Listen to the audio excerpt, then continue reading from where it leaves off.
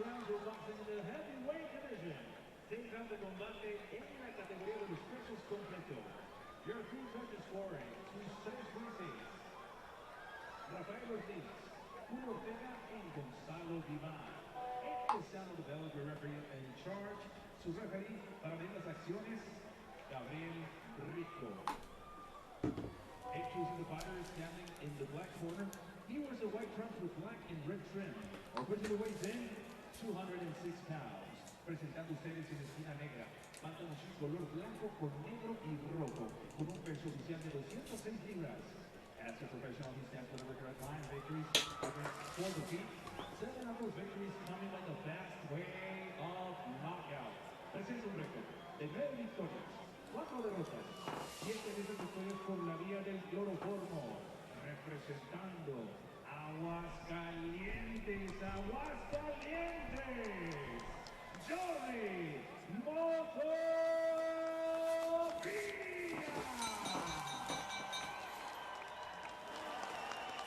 And he's going across the ring, standing in the white corner.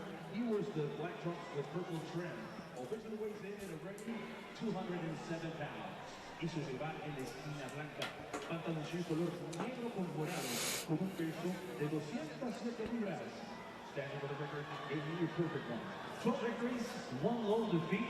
10 of those victories coming by the fast way of knockout.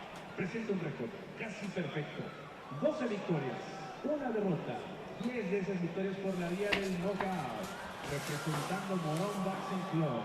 De la frontera más visitada del mundo, Tijuana, Baja California, Francisco Cantabrana.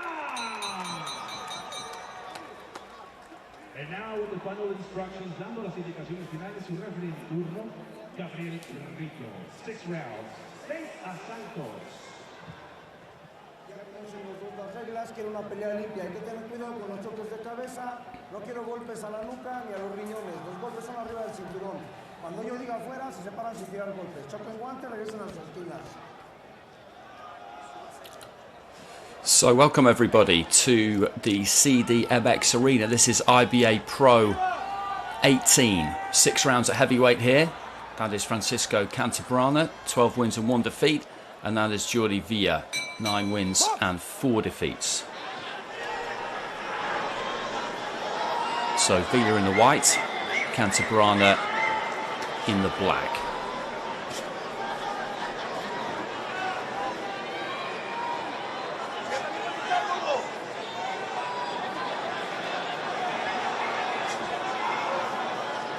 Just short with a jab there, Villa. You can see the difference in stature in size between these two.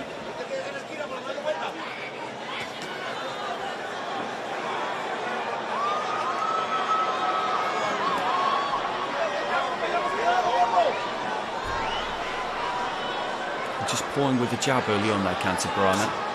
Be good to see him use this reach advantage that comes with the height and just snap that jab out. Just feints with the jab. Trying to measure the distance at the moment. Yet to really let his hands go. Throws a 1-2 there. Villa just using the outside of the ring for the most part so far. He stoops into the jab, almost got caught by a right hand over the top there, and he's just beginning to lock on a little bit here, Cantabrana. Villa trying to cover up. Again, that's a heavy-looking right hand just thudding around the back of the guard, and Villa, I think, is going to have his work cut out here. That 1 defeat for Cantabrana coming when he was 6-0, losing over 6 rounds to the 10-0 Kevin Martinez.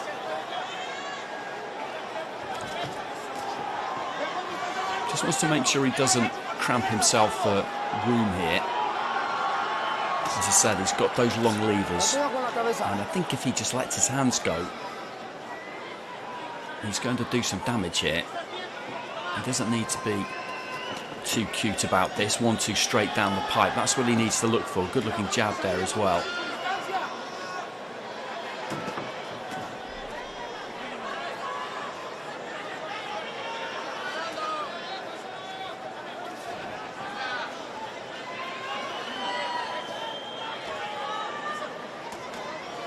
And that's where he can just let that right hand go.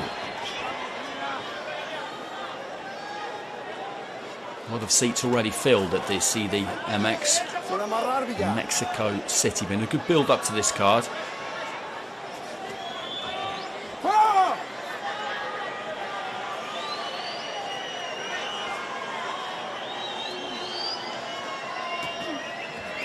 Again, just shut down his own space a little bit there. He just needs to keep that gap, keep that distance, give himself room. And Villa, I think, has realised that he either needs to be all the way out or all the way in. Bell goes at the end of the first round. What he doesn't want to do is get caught with that middle distance. The closest safe for him here. And it is some arena, this too. That's a fantastic view of it.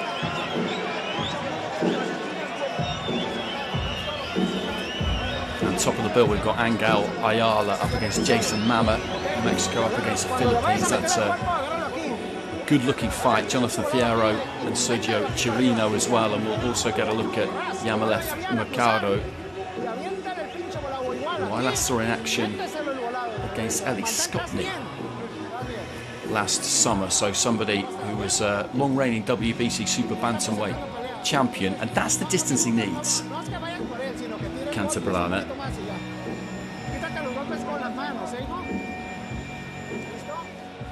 Villa's not going to look to be too elusive.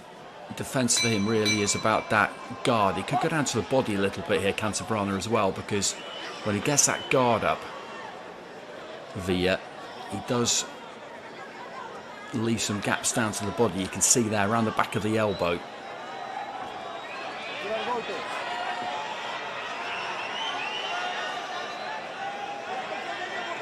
He just needs to put his punches together here, Cantabrana. I don't think, as I say, he needs to overthink this.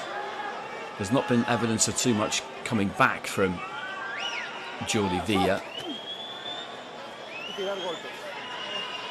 And that's more like it from him, just setting up the right hand with the jab, and it's as simple as just throwing that 1-2 straight down the middle.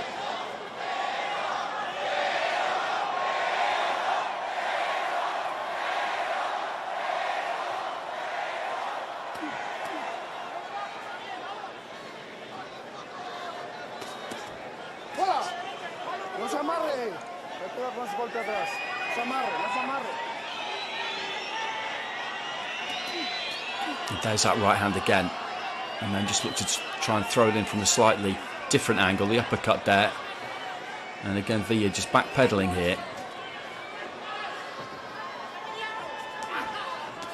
And looking for that cuffing right hand every now and again around the back of the guard. I think he feels like he might have made a little bit of a dent here, Cantabrana. You could see him really just try and step to his opponent, left hand into the body there as well. This is better from him. Uppercut almost landed, the right hand off the back of it did, and this is good work rate, good tempo. This is what he needs to do. He has been stopped 3 times in his 4 defeats. His wins have come against pretty limited opposition, the defeats at a slightly higher level.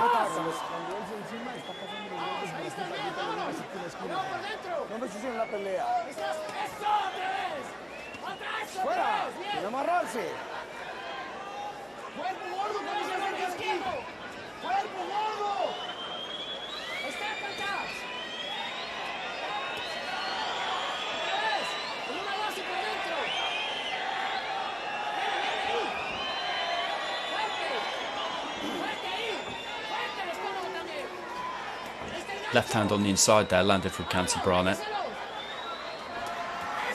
And again, he's just got no choice here, Villa, than just to try and tuck up on the ropes and absorb this. It's going to be a difficult thing to do for 6 rounds.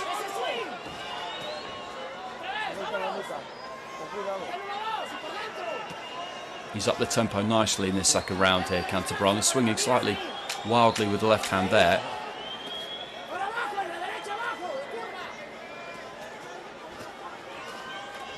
Neat little left hand just got through off the back of the right, and a solid round there for the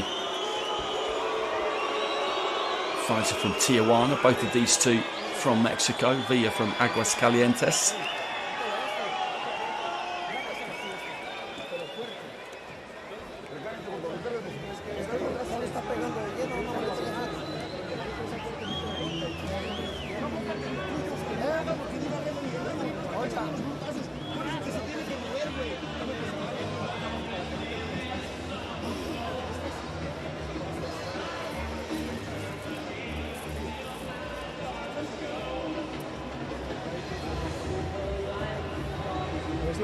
pelear, ¿eh?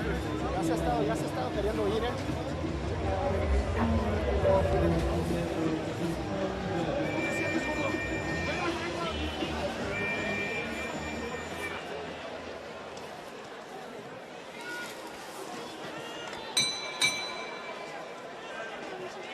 Stop. Los dos vengan para acá. Los dos vengan para acá. So the referee just calling these two to the near side of the ring to speak to the supervisor at ringside. I'm not absolutely sure what that was about.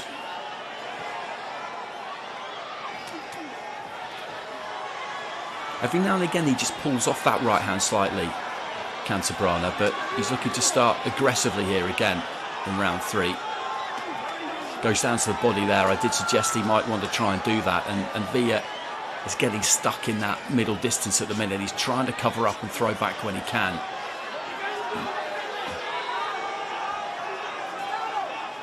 No meta la cabeza, Villa. No meta la cabeza.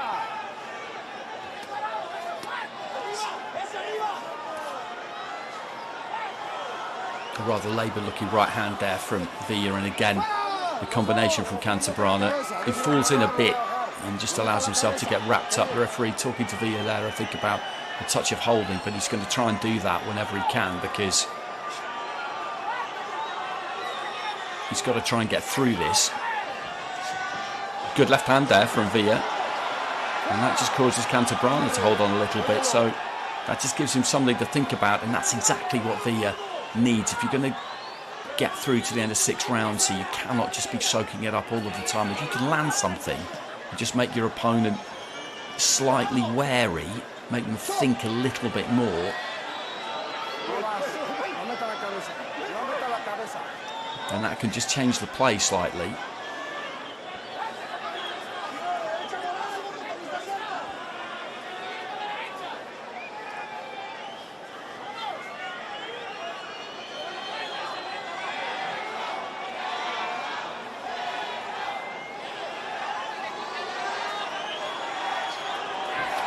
A little bit tentative there, Cantabrana.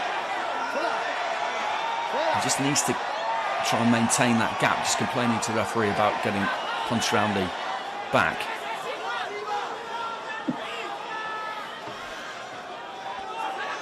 And look at just sling that uppercut in.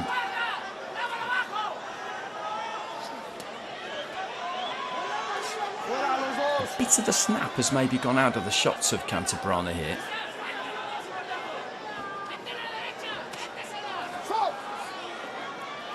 And again, just complaining to the referee there about a right hand from Villa, possibly sneaking around the back of the head. He's winning every round here, but I would say that this is the kind of opponent that he does need to be stopping.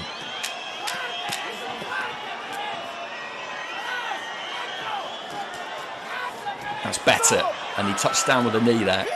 And the referee, I think, has weighed this one over. He has weighed this one over in the 3rd round. He's called a halt here. The right hand landed and he went down to the knee, and it looks to me like the referee has stopped the fight. And there were protests there from Villa, who I think was more than happy to try and continue and see if he could find a way through, but he was under pressure, not as much in the 3rd as he had been in the 2nd. The right hand landed.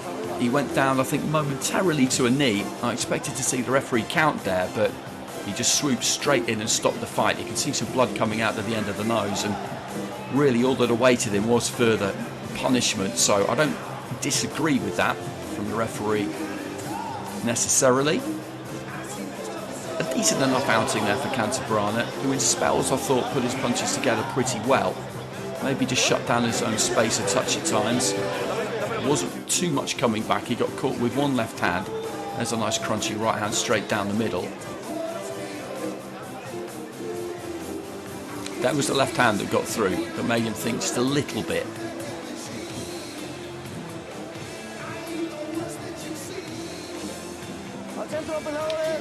And that was how the fight went for the most part. It was Villa just trying to cover up. So they just cut those hand wraps off.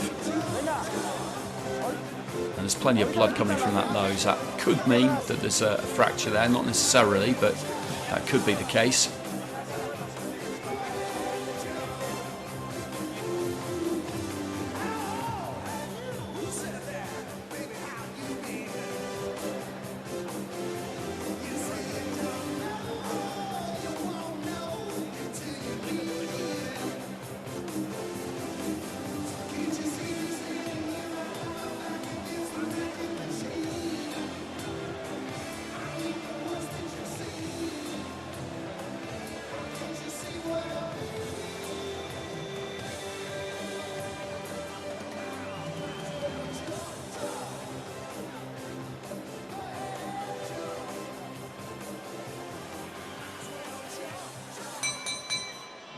Ladies and gentlemen, the stoppage comes with a time of 2 minutes 59 seconds.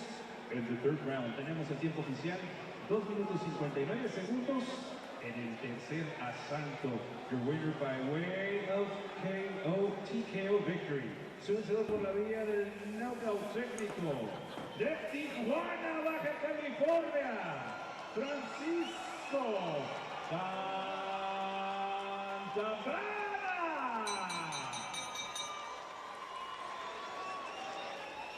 So a 13th professional win now for Francisco Cantabrana, another stoppage as well, so that's 11 in 13, and it was a decent enough outing for him. I don't think Jordi Villa was expected to pose too much of a threat, and that did turn out to be the case.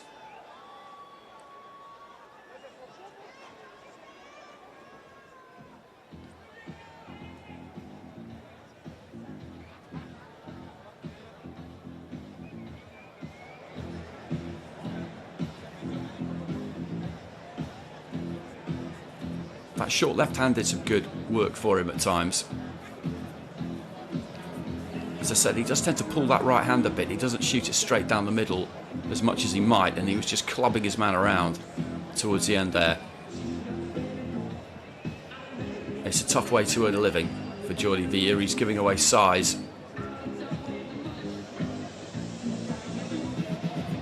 And he did try and fire back whenever he had the opportunity, but most of his time really was spent trying to tuck up and see if he could get through, and I'd make that a good stoppage by the referee. Villa wasn't delighted about it, but it was a one-sided fight, not a particularly competitive fight, and it's good to see referees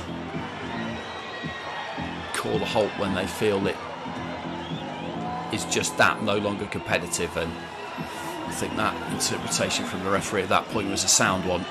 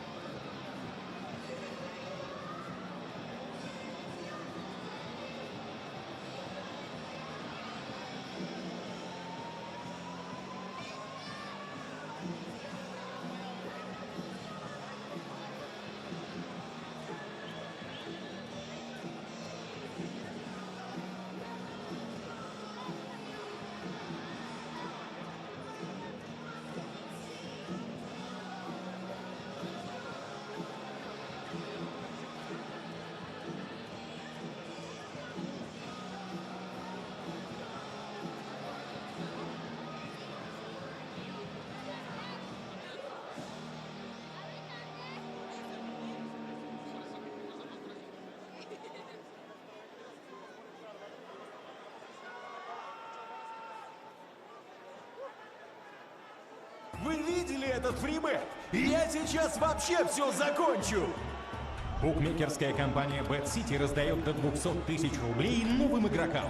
Зарегистрируйся в приложении, сделай оборот и получи фрибет до 200 тысяч рублей для ставок с топовыми коэффициентами. Bet-City. Играем вместе.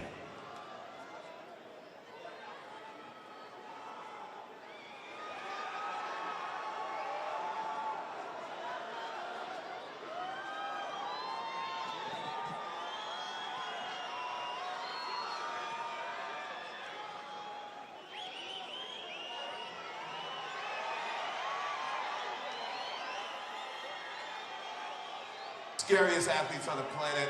Guys, please give a warm welcome to Eusse, the soldier of God, Romero.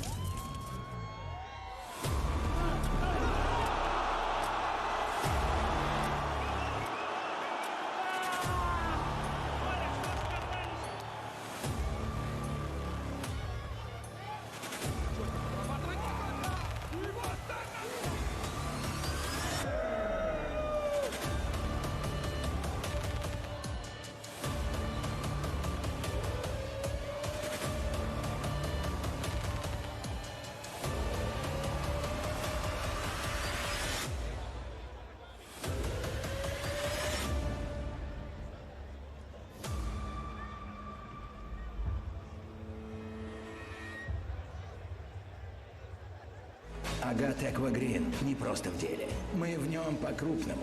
Для нас спорт — это не игра. Он в нашей крови. Мы официальный партнер IBA. Питаем чемпионов и ведем логистику по всему миру. Наш флагман Донна Елена. А на коробке русская матрешка, которую узнают и уважают везде. С каждой проданной коробки часть средств идет на поддержку спорта. Это не просто слова, а действия. Агат-Эква Грин. Eat bananas. Do sport. At the end of 2025.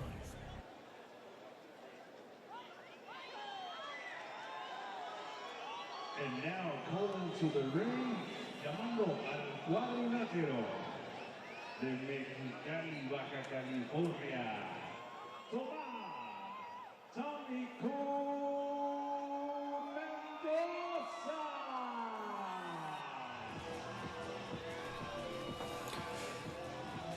So next up, we've got a fighter at lightweight scheduled for 8. This is Tomas Mendoza making his way in. 13 wins and 3 defeats.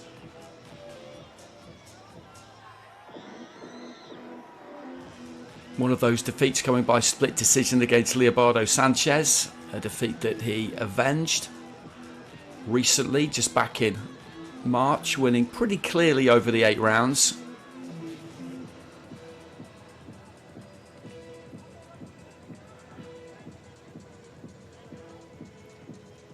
.22 years old, from Mexicali, has competed at what you would describe as club level pretty much so far. But by the look of his record, has been in some decent competitive fights.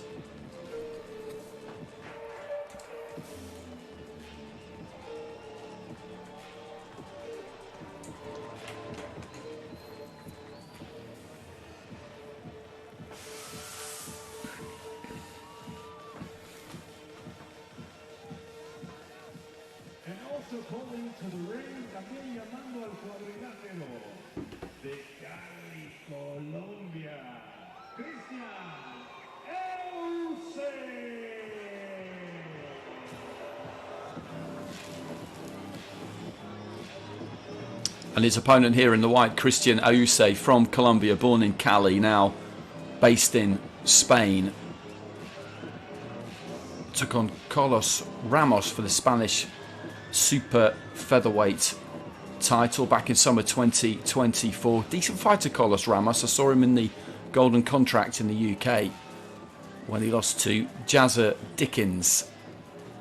And that fight between Eusse and Ramos unfortunately ended in a technical draw. A head clash in the first round caused a cut to Ramos, and the fight was over really before it had a chance to get started. 4 wins since then, last by second round stoppage in April. This is his first fight outside of Spain.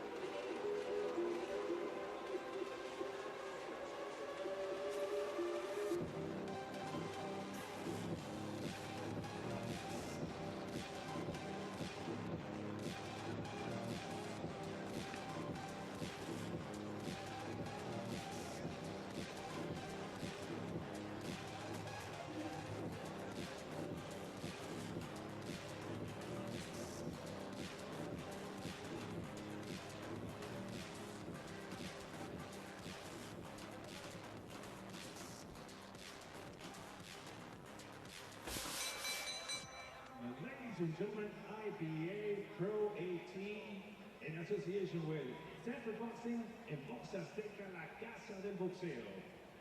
Present 8 rounds of boxing in the lightweight division. 8 rounds en la división de los pesos ligeros. Your three judges scoring, sus 3 jueces: Gonzalo Vivar, Julio Ortega y Rafael Ortiz. Your referee in charge, su referee en turno, el profesor José Mendez.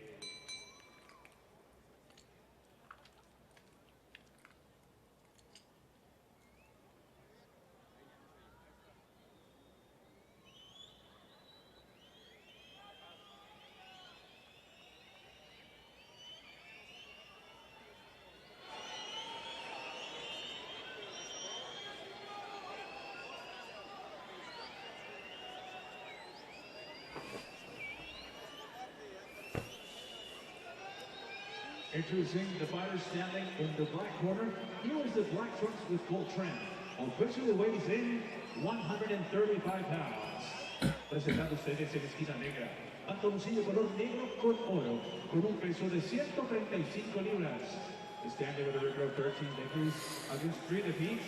7 of those victories coming by the fast way of knockout.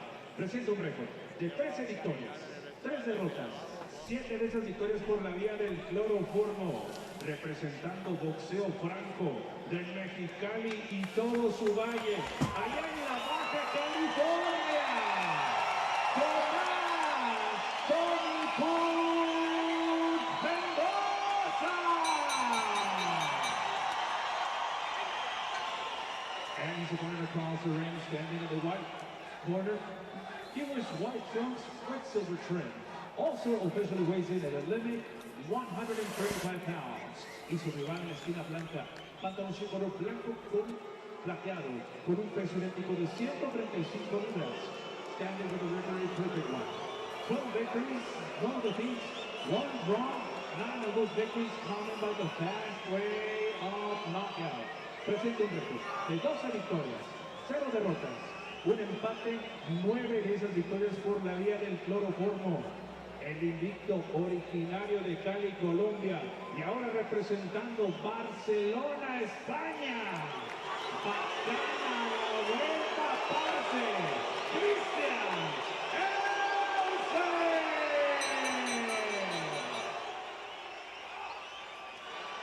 And now the final instructions para las indicaciones finales, una del turno, José Mendez. 8 rounds, 8 asaltos.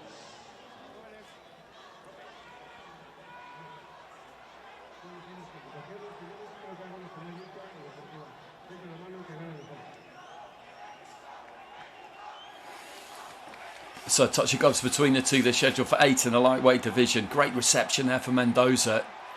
He is the Mexican fighter, so really, in essence here, the home fighter. But it's Eusse, who we're looking at now, who is on the left-hand side of the bill. A few boos for him. He's not going to have the same kind of support in the arena that Mendoza has. So Mendoza in the black shorts, Eusse in the white. Eusse set up in that orthodox stance. Mendoza a southpaw.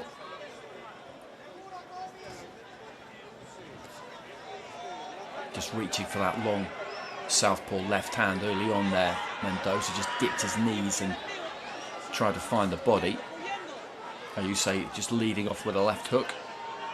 Short with it.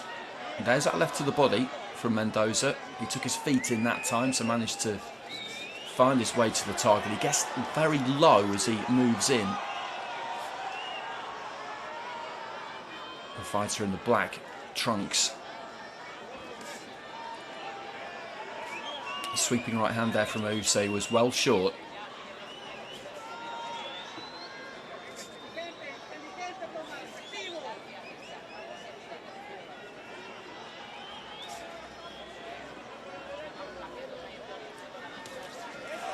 Good solid left hand there from Mendoza. Again, just took those feet in, gets low, shoots that left hand up. And that found the target. And that's got those fans in the CDMX arena here enthusiastic about his chances. Again, just gets through with a cuffing right hand there. The signs are this is going to be a good fight, I think.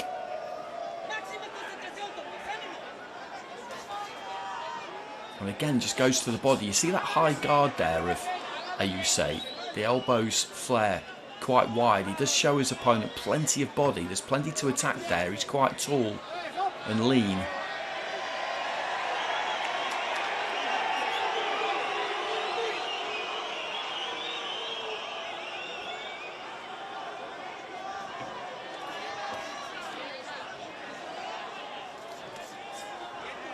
Counter right hand there from Eusse, and then goes down to the body with the right hand.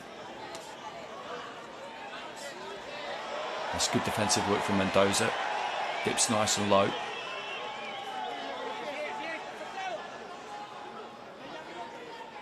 He's got the reach advantage here, Eusse, but so far hasn't really found a way to use it. Tries to shoot the jab there. Good right hand into the pit of the stomach from Eusse.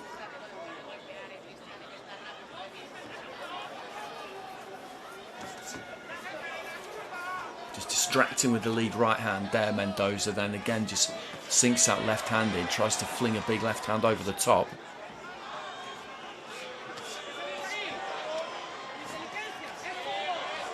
And these two just trying to engage at close quarters. That's a range that you would say suits Mendoza a bit more than Eusse, but you see it sometimes with taller fighters. They like to dig their toes in and really try and get the leverage up close. Looked like there was a slight blemish just by the right eye of Mendoza at the end of that opening round. A lively opening 3 minutes.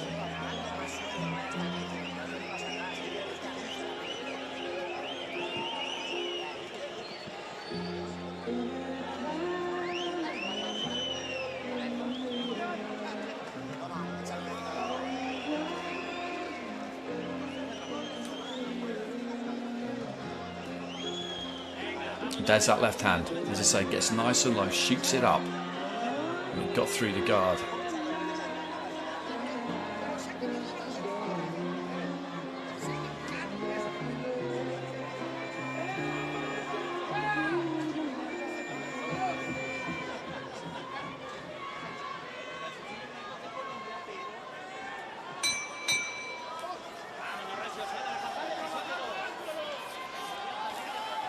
So into the second. Eusse just trying to get a little bit busier with the jab at the start of the round there.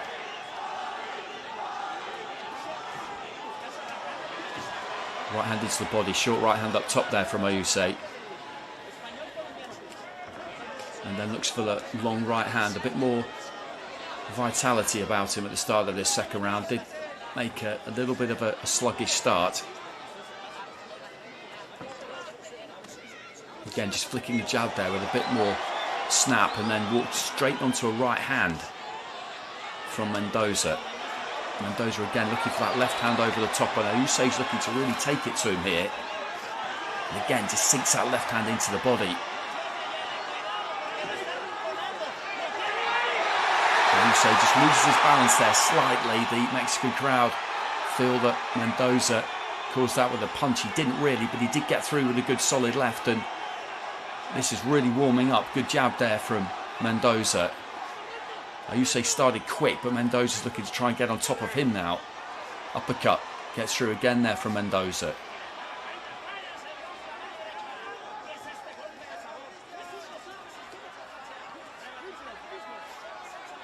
Short right hand there from Eusse.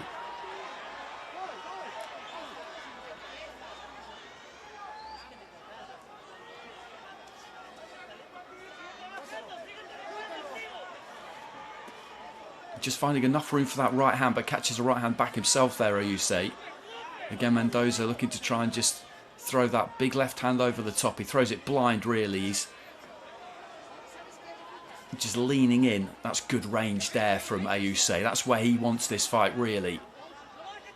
That kind of mid to long range. That's where he can use that reach advantage that he's got.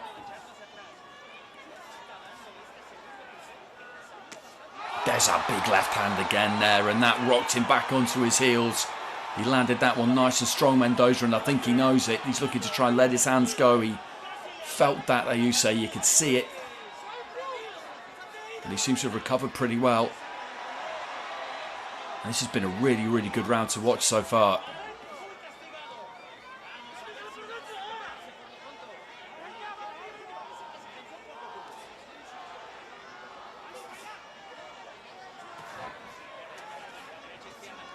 Both looking to try and attack the body. Eusse then just switches upstairs.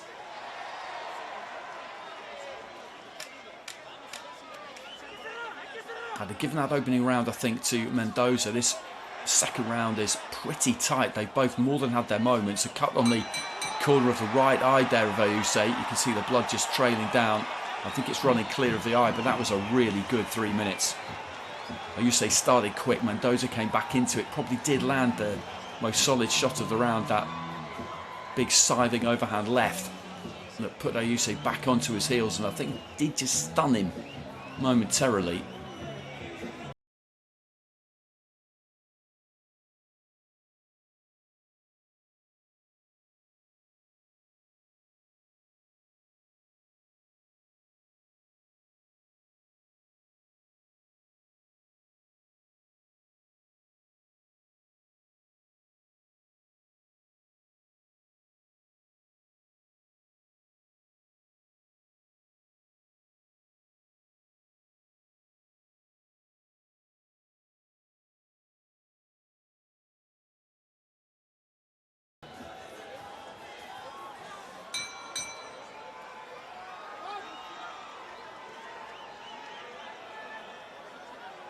So I think the referee's just going to get this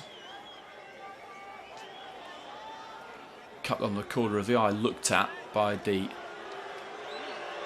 ringside doctor.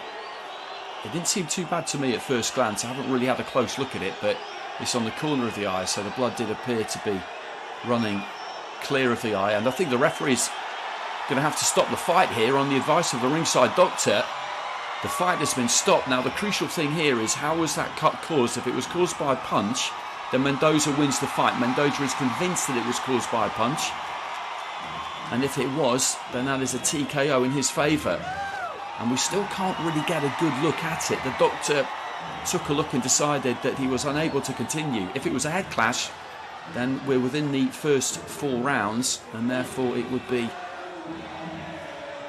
a technical decision draw or a no contest, a no decision. But Mendoza convinced that that was caused by a punch. I haven't seen any kind of gesture from the referee, but it looks like they know. They seem absolutely certain. He seemed surprised there, Eusse, when the verdict came in, that he wasn't going to be able to continue. And that was warming up really well too, so it's a shame Just trying to see if any of these replays show us where that cut came, because they have been up close and personal quite a bit. A head clash certainly not out of the question, but as I say, Mendoza and his corner seem absolutely convinced that it came from a punch. It appeared towards the end of the round.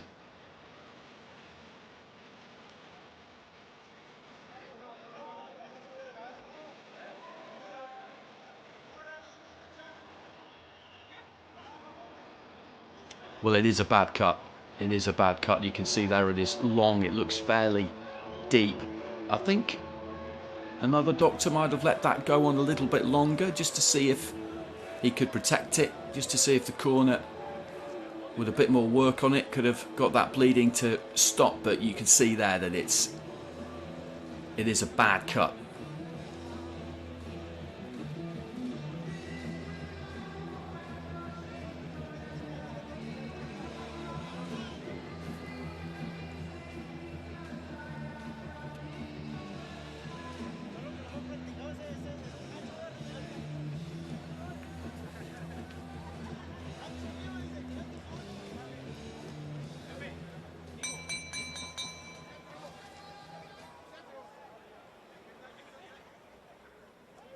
Ladies and gentlemen, we have the official decision beginning round number 3. Tenemos la decisión al inicio del round número 3. Your winner by TKO victory. El vencedor por la vía del knockout técnico por instinto chicano.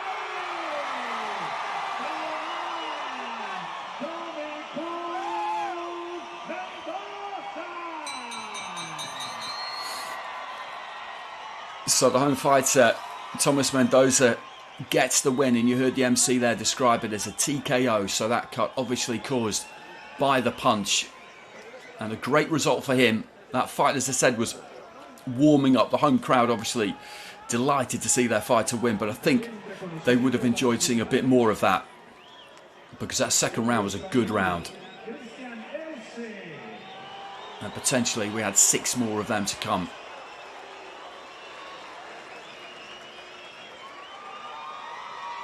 But that left hand did some good work for him.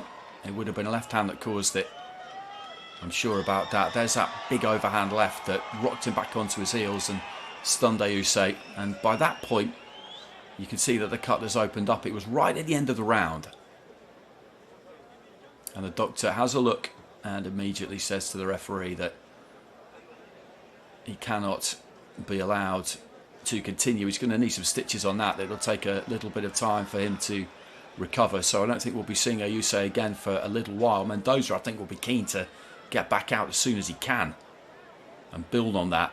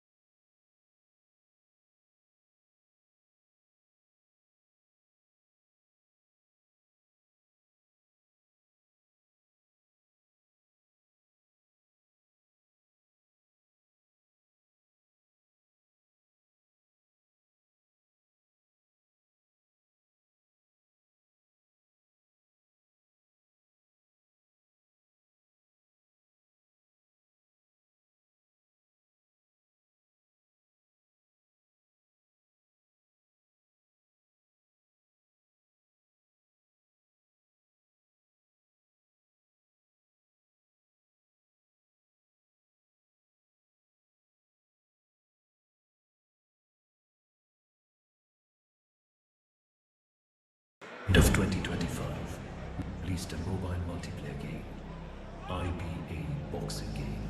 As a launch event, we organized tournaments in Dubai, Alexandria, and Mumbai with large cash prizes. Our community gave us a lot of valuable feedback on the game and its mechanics, so we can truly be the best in the world. Every update is a precise strategy. Digital boxing will soon be available to everyone around the globe. We also created the first digital IBA Champions band and started a competition. We are building a whole digital sports ecosystem, so our next step is the development of ABA title with crazy graphics and unique physics based on the mobile police experience. More famous bosses, more locations and deeper meanings. We created our own boxing world. IBA boxing game.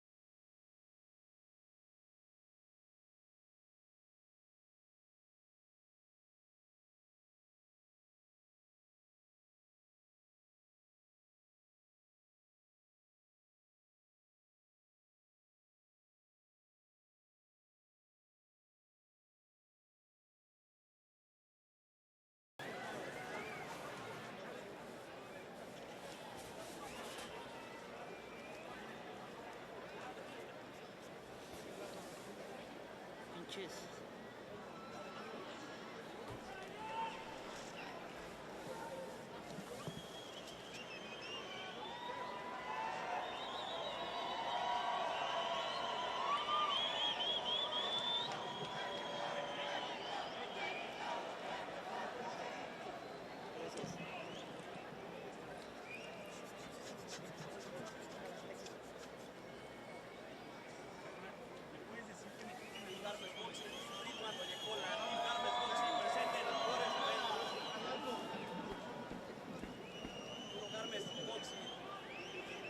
Una panamericana, una de campeones, puro panamericana y puro Iztapalapa, representando aquí a México y a Nigeria en especial, Ibada, Nigeria, el africano más mexicano del mundo.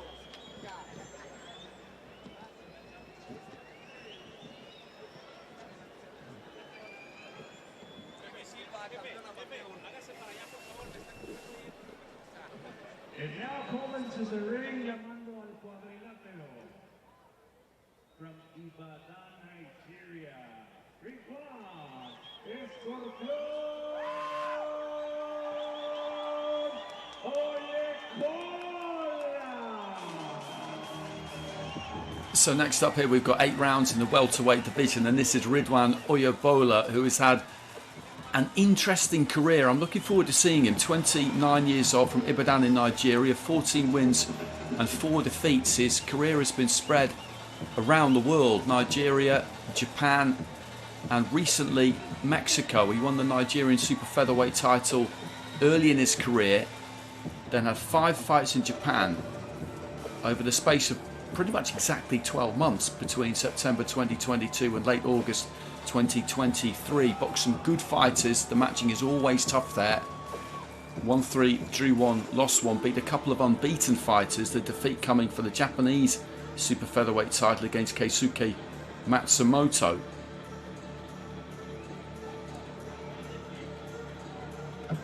His last fight was a second round stoppage in February.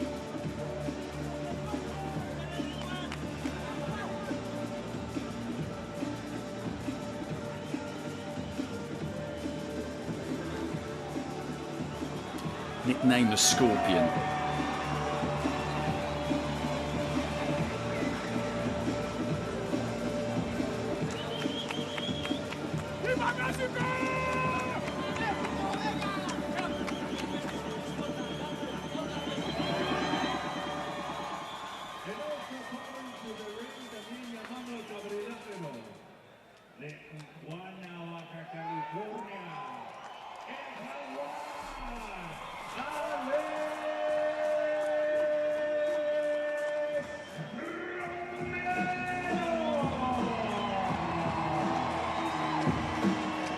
And here comes a 22-year-old from Tijuana, Manuel Romero. 14 wins, 1 defeat and 1 draw. Interestingly, he's avenged both of those blemishes. He drew against Hector Jimenez back in April 2024, then won a rematch in his next fight. Lost by split decision last August against Diego Juarez, and then immediately won a rematch over 8 rounds.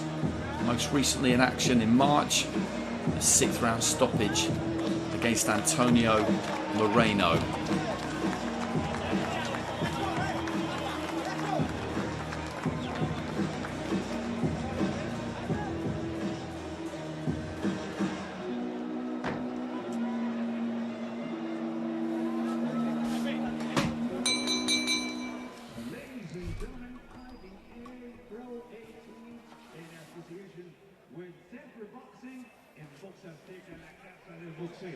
This bout, 8-round schedule in the welterweight division. 8 rounds en la categoría de los pesos fuertes. Your 3 witnesses scoring from ringside. Sus 3 jueces: Humberto Olivares, Julio Ortega y Rafael Ortiz. When the bell rings, the referee in charge of the action para medir las acciones, Gabriel Recto. Introducing first, the fighter standing in the black corner. Here is a black trunk with full trim. Official weighs in 142 pounds. Presentando ustedes en la esquina negra. Pantaloncín color negro con dorado, con un peso de 142 libras. As a professional, he's had a record of 14 victories, 4 defeats, 2 draws, 9 of those victories coming by the fast way of knockout. Presenta un récord de 14 victorias, 4 derrotas, 2 empates, 9 de esas victorias por la vía del knockout. El africano más mexicano, from Ibadan, Nigeria, Omar, Ridwan,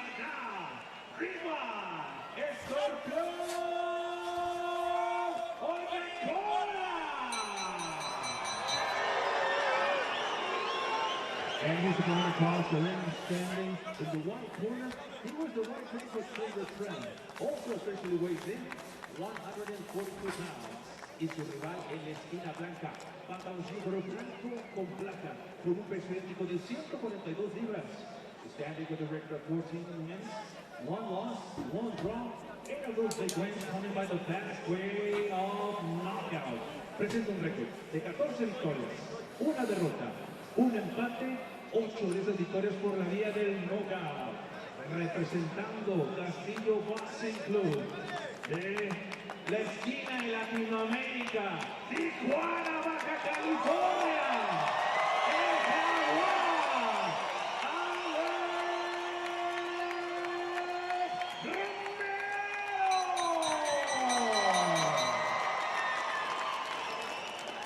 And now giving out the final instructions con las indicaciones finales. Su jefe en turno, Gabriel Rico. ¡Al centro! 8 asaltos. Acá, en línea. Acá, en línea. En línea, ahí. Ya conocen los dos las reglas, quiero una pelea limpia. Tengan cuidado con los choques de cabeza, no quiero golpes a la nuca, no quiero golpes a la espalda ni a los riñones. Los golpes son arriba del cinturón, cuando yo diga afuera, se separan sin tirar golpes. Choquen guantes, regresen a sus esquinas. So they're set for 8 rounds in the welterweight division. The official contracted weight, 142 pounds. Both of these two coming in bang on that. Oyekola from Nigeria, 14 wins, 4 defeats and 2 draws. Romero, 14 wins, 1 defeat and 1 draw.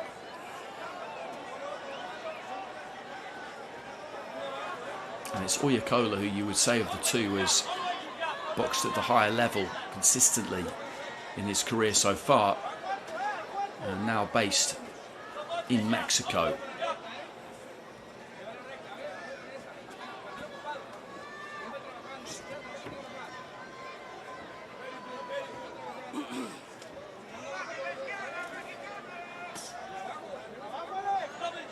He's got some reach with that jab, Romero. You can tell that straight away. He's got long arms. And can he use them? Looks to sling that right hand down the middle. An aggressive start from him. And Oyekola looking to try and fire back with the right hand, but he's kicked things off with a lot of purpose here, Romero, looking to try and get on top of Oyekola early here.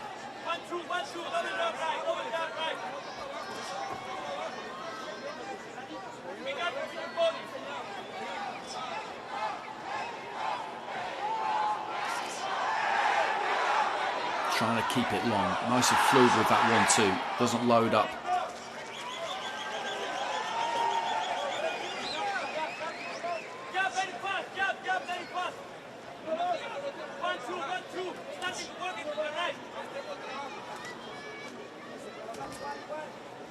And climbing into a lead left hook a couple of times there, Oyekola. He's got to try and get close. That's the difficulty he's got. Good jab there again from Romero. Just flicks it up from the waist, then does take it in close himself. Catches a left hand for his trouble.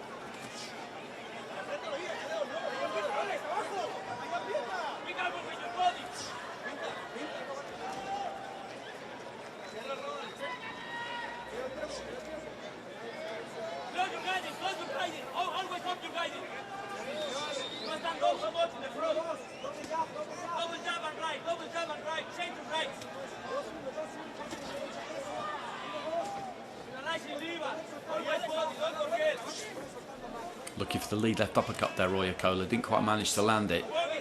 Romero leads off with a big left hand. Left hook got through there from Oyekola. Nice stabs to the body there from the Nigerian. Romero looking to try and really turn that right hand over, then walks onto a left hook, and he's in trouble here. He's in big trouble here, Romero. Oyekola just looking to try and unload on him, crunching right hand, and down he goes. And the referee has waved this one over immediately. What a finish there from Oyekola in this opening round, because he was looking nice and loose there, Manuel Romero. He was trying to take the fight to Oyekola, and then he got clattered with a left hand, and you could see that he was hurt immediately.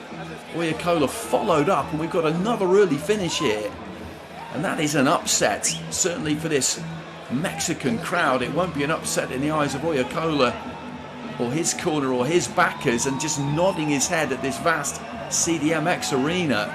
It was a left hook that did all the damage, that I think caught Romero as he was opening out to throw himself, and you could see that it put a big dent in him. And then when he followed up Oyekola, he did waste a few shots, but he then got through with a few, and the referee was quick to close in. And there's a crunching right hand that gets through, and this is the closing stages. The referee right on top of the pair of them. They're having a very close look. He's trying to defend himself, catches another big right hand. The knees dip. I don't know if he actually went down. The bottom rope, I think, pretty much kept him up.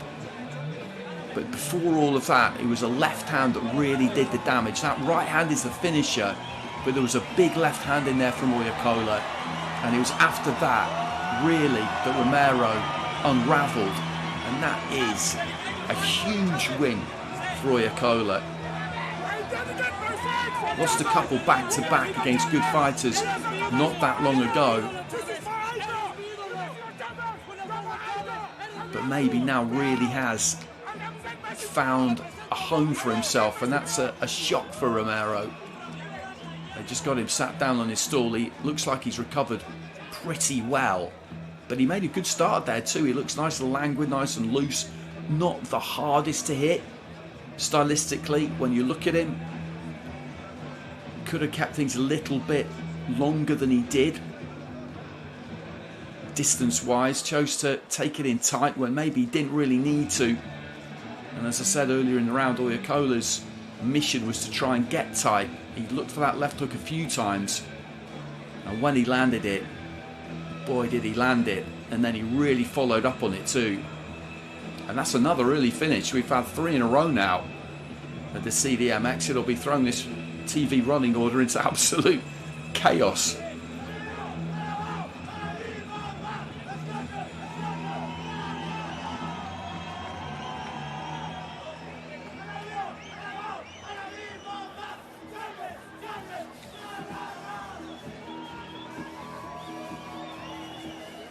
Well, let's get the final announcement. Ladies and gentlemen, this bout comes to an end officially. 2 minutes 42 seconds in the opening round. Tenemos el tiempo oficial, 2 minutos 43 segundos en el primer asalto. Your winner by way of TKO victory. Su vencedor por la vía del knockout, el africano mexicano, Omar, Ridwan,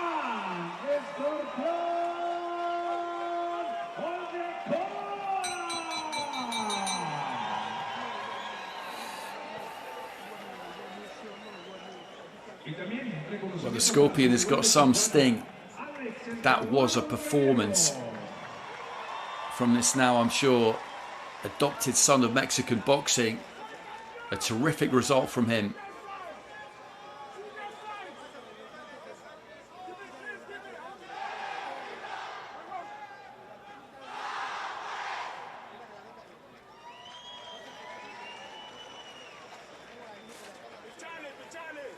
And there's a touch of gloves. We might be able to watch the whole thing again. 2 minutes and 43 seconds the finish came in round 1. There was a left hand, a left hook that started it all off. He connected with it a couple of times there earlier in the round, and that's the finish again. And that crunching right hand that gets through, that sees him almost take a seat on the bottom rope, that was the one that finished it. That was what convinced the referee to jump in, and it's a good decision because he's bent over there and unable to defend himself.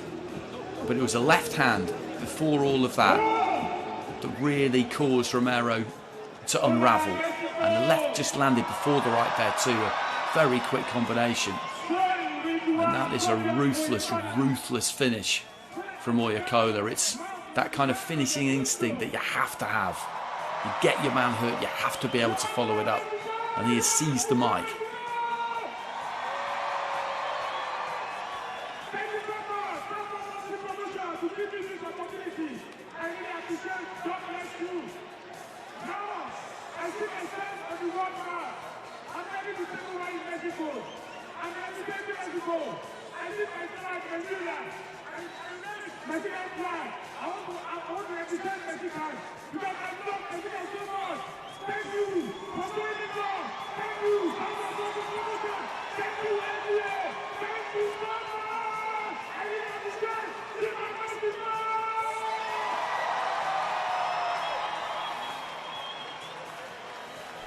It's always great to see what a win means to these fighters. And you can see it just meant everything there to Oyekola. And they'll be looking for a big fight for him next. I'm absolutely sure about that. And as I said, that is a third early finish on the trot there. We had one finishing in 3, one finishing in 2, and then that one finishing 17 seconds before the end of round 1. Next up, we have another fight at welterweight scheduled for 6 between Miguel Martinez and Brian Farias.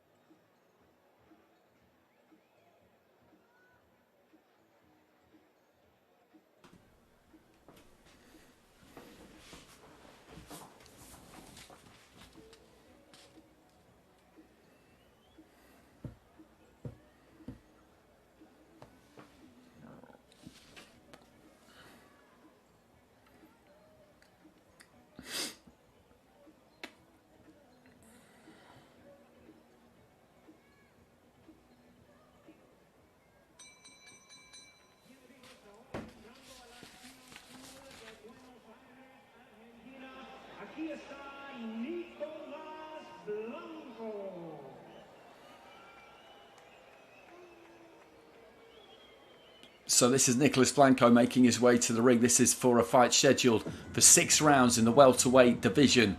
Great to see Jimmy Lennon Jr. up in the centre ring there. I was with him in San Francisco a couple of weeks ago.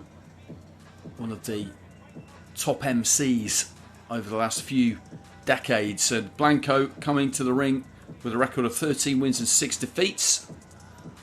A few of those wins came early on, and in more recent times he's taken some tough assignments, has lost 6 of his last 10. His most recent fights, his last 2 anyway, have been defeats, but he's somebody who's capable of bringing good value, and he's up against an inexperienced fighter here in Martinez from Argentina, from Santa Fe, Nicolas Blanco.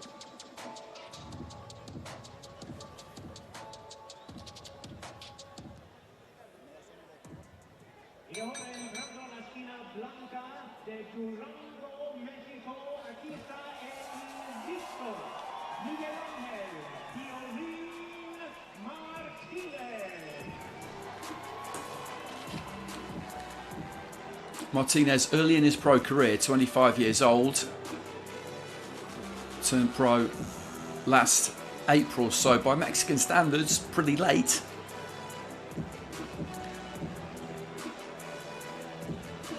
He's won 3 fights, all against undefeated fighters, 3-0, 3-0, and 4-0 and 1. Won his first couple by stoppage. Last fight was over 6, a unanimous decision last December against Mauricio Castro.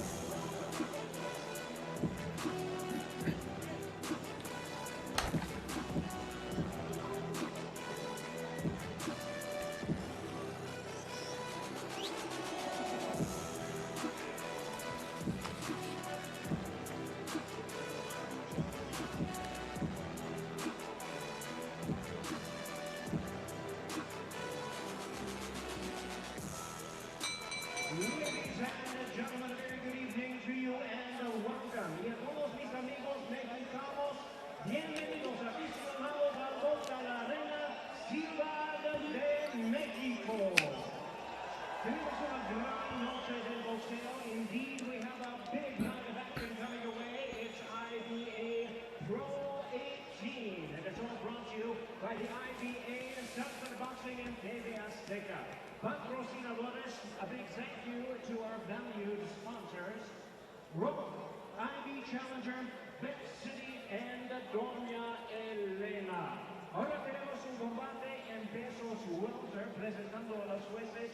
Introducing our judges scoring from ringside, Humberto Olivares, Julio Ortega, y Gonzalo Vivar. Y el referee in charge, Jose Mendez. Right, fans, here we go. Welterweights in the ring. We're scheduled 6 rounds of boxing, 6 asaltos en pesos welter. Introducing you first on my right, fighting out of the black corner, wearing black shorts with gold trim. He weighed in at 142 pounds. Presentando la esquina negra, pesando 142 libras. His record 9 wins, 4 losses, with 2 wins coming by way of knockout. Su récord profesional, 9 victorias y 4 derrotas con 2 ganadas por la vía del knockout. De Buenos Aires, Argentina, aquí está Nicolas Blanco.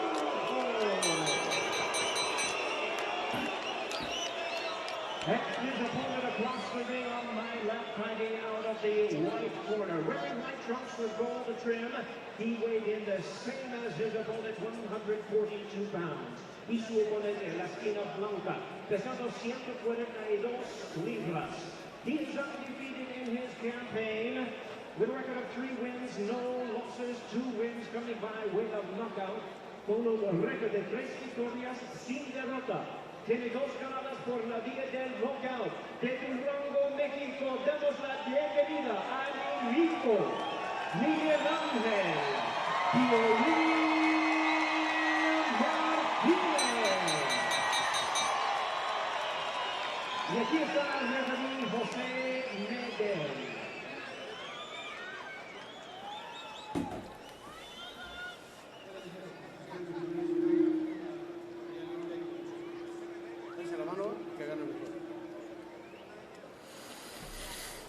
So touch of gloves between the two. Blanco in the black, ironically. Martinez in the white. And like our previous fight, this is in the welterweight division, although the weight has been set at 142 pounds. So both of these two super lightweights, really. Martinez in the white, boxing out of the southpaw stance. Blanco, an orthodox fighter, and looking just to try and lead off with that right hook there, Martinez.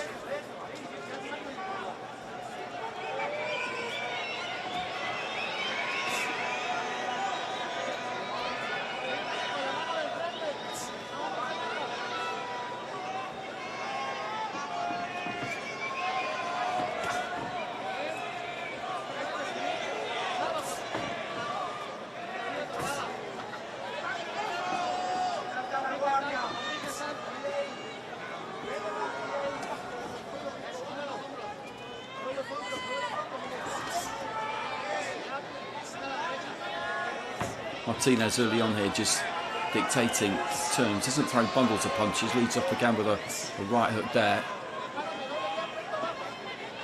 And he's managing to move Blanco around the ring, and the referee just encouraging Blanco, I think, to throw a little bit more there. Left hand into the body from Martinez. Looked fairly solid. Blanco just moves forward, gets a hold of his man and looks to try and wrap him up. And this is a survival mission here by the look of it for Blanco.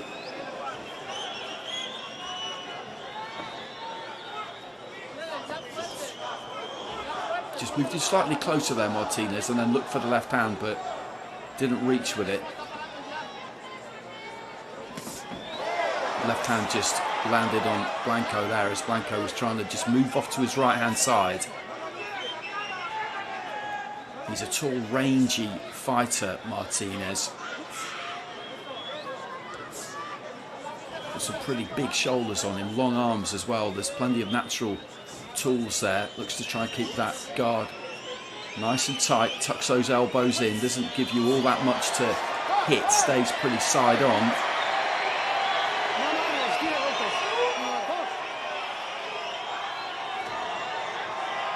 He's just got that kind of look about him, Blanco, like he doesn't really fancy this.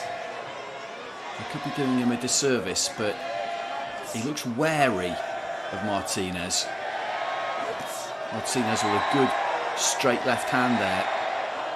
He's in and out with the feet nicely, looking to try and set up that left hand. He's made a nice start here, Martinez. He's organised. Final few seconds of the round. It'd be good to see him just click up through the gears as we go through these 6 rounds, because he looks like he's got Blanco where he wants him here.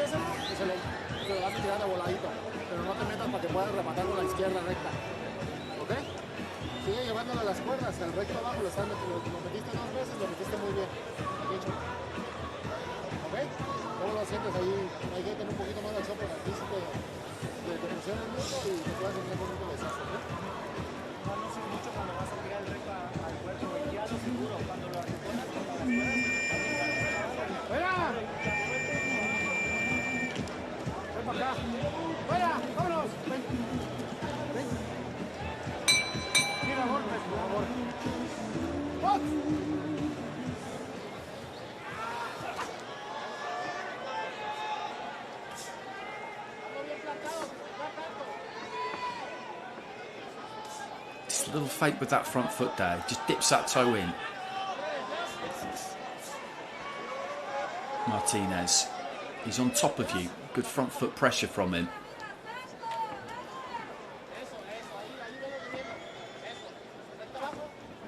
That's good use of the feet. He comes back with the right hand there, Blanco, but he's just taking those feet back out nice and quick. Looks to be a fair amount to like about Martinez. Left hand there from Blanco, got through as he just marauded forwards. The referee's been on his case from the start of the fight so far.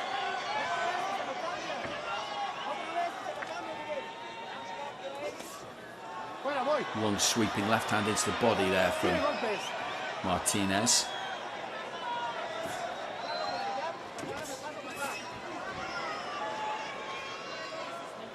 Blanco just coming out of his shell a bit in this second round, just throwing a little bit more.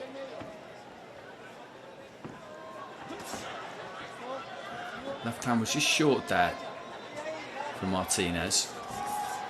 And lets that left go to the body. You could do maybe with just getting those feet slightly closer, the Mexican.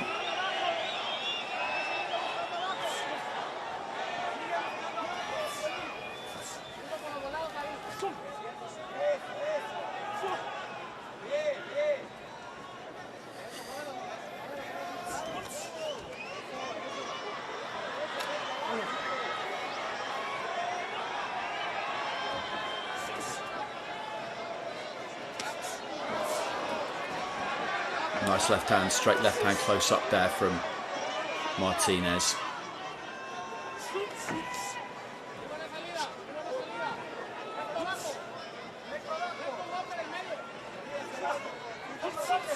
Looking for the uppercut and lands it. And he goes down to a knee there, down to both knees, Blanco. And he got his feet closer that time, certainly.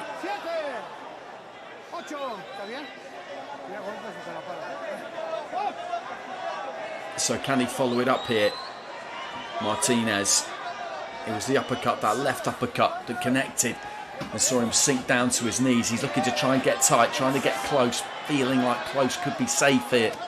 Blanco, he cannot get caught at that kind of mid-range. A good left hand through the middle again, and the chopping left puts him down once more, and that's good variety there from Martinez, and Blanco's in trouble here. A shake of the head, gets back to his feet. Referee reaches the count of 8, and there goes the bell, and a big round there for Martinez, who will now surely be looking for the stoppage. It is definitely there for him. The uppercut caused the first knockdown, and then that chopping left hand put him down the second time. I said in the first round that he just had the look of a man, Blanco, who didn't really want to be there. He livened up a bit at the start of the second round, but towards the end of that 3 minutes, we saw the same thing again. They were well delivered punches, those, nice and accurate, with some bite on them. But they weren't thunderous, but both enough to put him down. I don't think we're quite going to have time to get a look at them. That was the uppercut. And that was a well-timed shot. He was off balance after he'd thrown his own right hand there, Blanco, and I wonder how much longer this is going to go. Doesn't need to go crazy here, Martinez, but he's just got to keep putting that pressure on.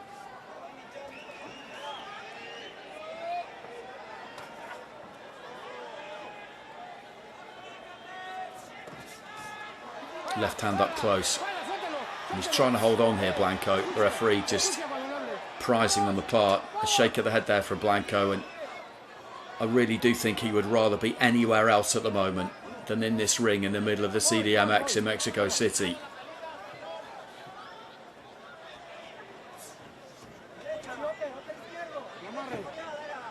Nice feint there again from Martinez, and Blanco was open there as he looked to try and shape to throw a right hand at least.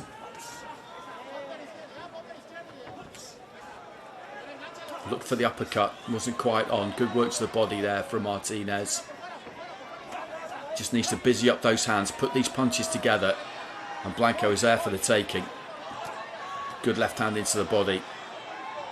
Blanco just trying to dig in here a little bit to give him some credit. Cuffing right hand on the inside, and he pushes Blanco off there. That's what he needs to do, Martinez, is re-establish that little bit of distance, give himself a touch of room. This could be a bit of a final hurrah, I think, here from Blanco, and down he goes again, and the referee waves it over.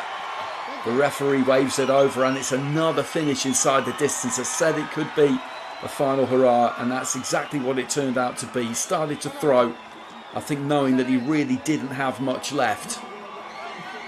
Walked onto a few shots, went down to his knees again, and the referee waves it over. That's a good performance from Martinez. It's clinical. He looks like a good fighter, but he didn't meet the stiffest of opposition there. Blanco maybe felt a few early on and realised that Martinez has got some heavy hands. That could be the case. It's the first time I've ever seen him.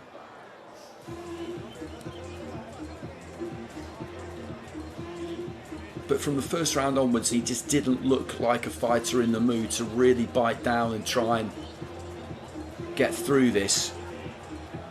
And there again, it's another well-delivered left hand. He's off balance as he comes forward there, Blanco. Both knees, both gloves on the canvas. And the referee decided that enough was enough. And he was right, because he'd been down twice in the previous round. In fairness to him, I think he took this at relatively short notice against someone who I think that the promotional team feel can maybe go on and do something. As I said, given the age he is at 25, he's turned pro late for a Mexican fighter really, but there's no miles on the clock. That much we do know. You see the Olympic rings on the bicep there.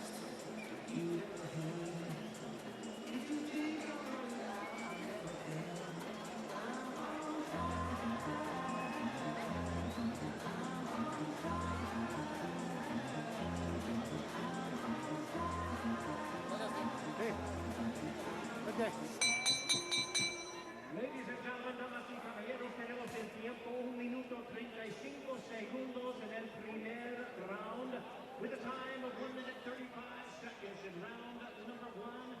El referee paró la pelea, el ganador por nocaut técnico, el invicto Miguel Ángel Martinez.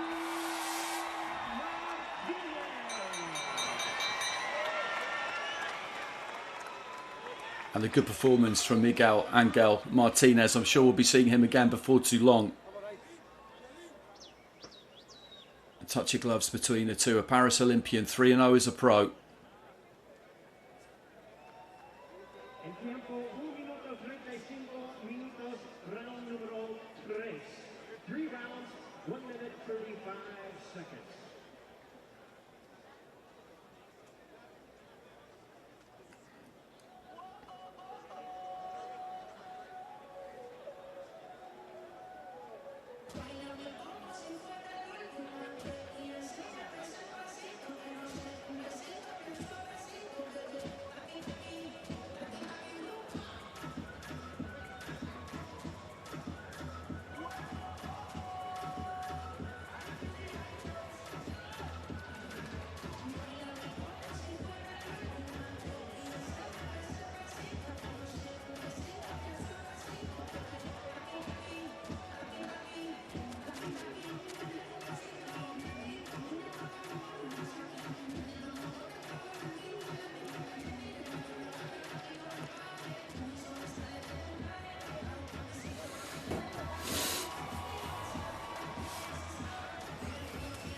He was expected to win, and he did it in good fashion.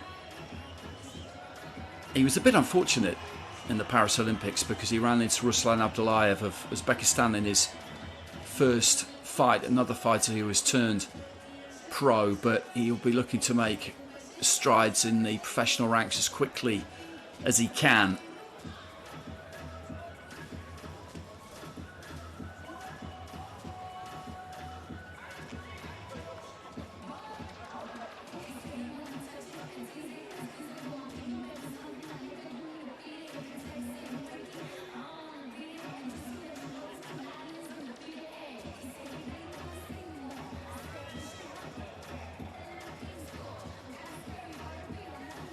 And next up we have a fight at featherweight between Yamileth and Mercado, long reigning WBC Super Bantamweight champion, now up at featherweight where she has been before. She had that fight against Amanda Serrano, and she's up against Flor Rodriguez of Colombia.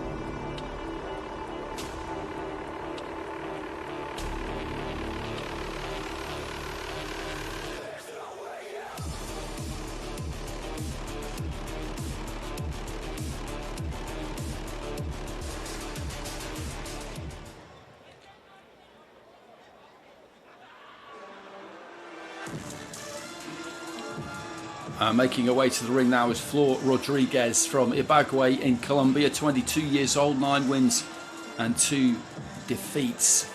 Those 2 defeats have come in her last 2 fights. A second round stoppage against an 8-0 Elise Soto last November.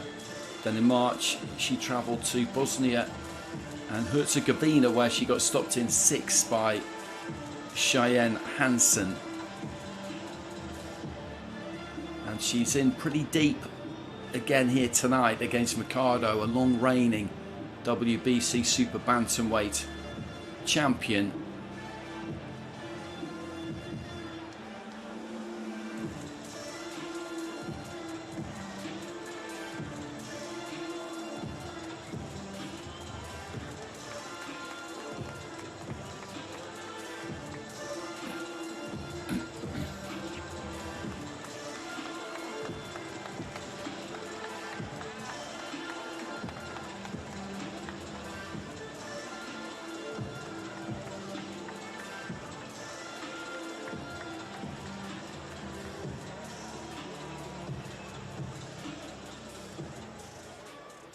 Y ahora entrando a la esquina blanca de Ciudad, Chihuahua, México, aquí está Yamileth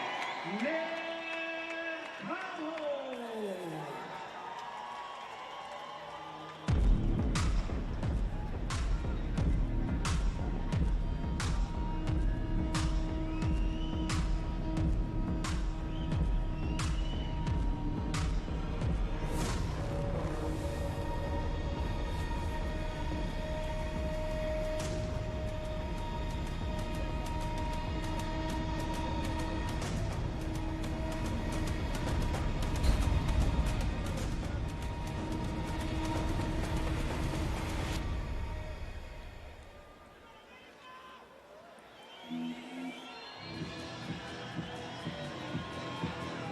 Mercado, 28 years old now, from Chihuahua, 24 wins, 4 defeats, won that WBC Super Bantamweight title at the second time of asking against Kenya's Fatuma Zarika, then went on to make a string of defences before running into Ellie Scotney in a unification for the WBC, IBF and WBO. That was at Madison Square Garden last July on the undercard of Taylor Serrano 3. And unfortunately for her, she lost that fight by unanimous decision. In the middle of all that, she stepped up to box Amanda Serrano in August 2021 at featherweight for the WBC and WBO, and again went the distance. But could this is slated at featherweight in at £100, so it'll be interesting to see whether she intends to stay up at that 9 stone, so whether she can flip between fighters just to move across the weights and go where the opportunities are. She's moved up to featherweight. She's made that announcement recently.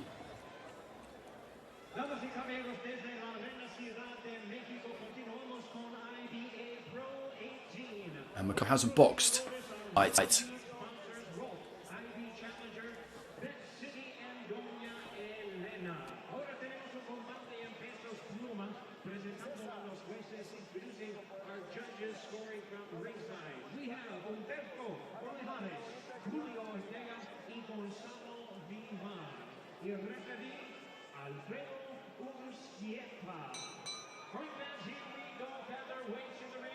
We are scheduled 8 rounds of boxing. Bien amigos, 8 asaltos en pesos pluma.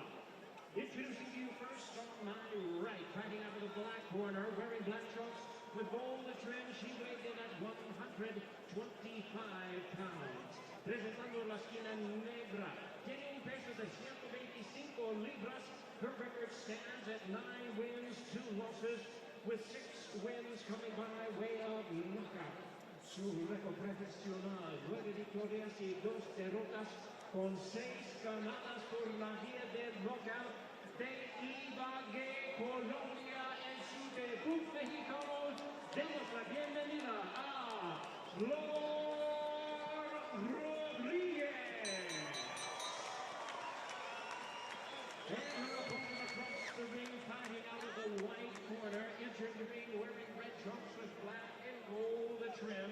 she weighed in at 124 pounds. Y su oponente en la esquina blanca, pesando 124 libras. A former long-time renowned WBC super bantamweight champion of the world. Her record stands at 24 wins, 4 losses, with 5 wins coming by way of knockout. Tiene un récord de 24 victorias, 4 derrotas con 5 ganadas por la vía de knockout. Damas y caballeros, aquí está la guerra de Ciudad, Chihuahua, México. Demos la bienvenida a la ex campeona mundial super gallo, Yamileth.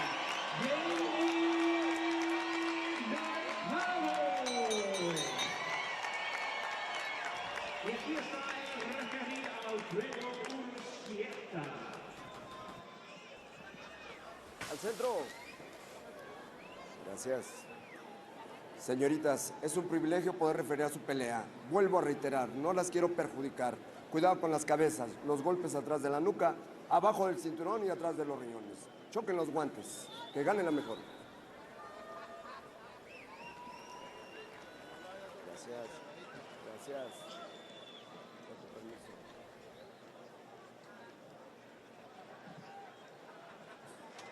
Con permiso, señores.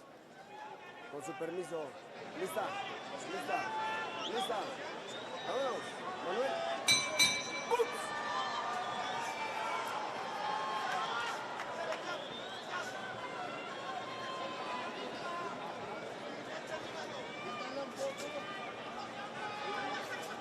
Nadie me agarra, nadie me agarra. ¡Fuera! Nadie me agarra, princesita. Venga, boxeando, no la quiero perjudicar. Hágame el trabajo.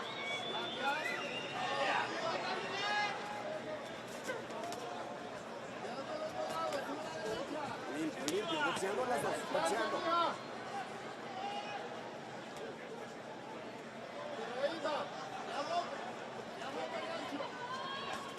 Nadie me agarra, vamos bien. Nadie me agarra. ¡Fuera! ¡Nadie me agarra! ¡Fuera! ¡Nadie me agarra!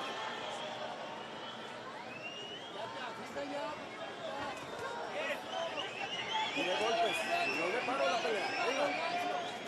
Tirando golpes.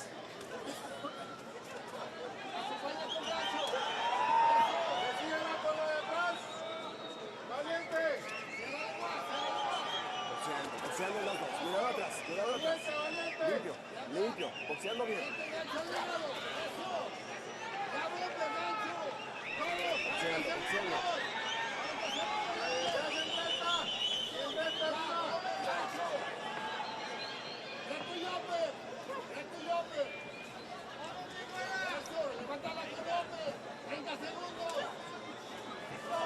¡Fuera! ¡Nadie me agarra! ¡Nadie me agarra!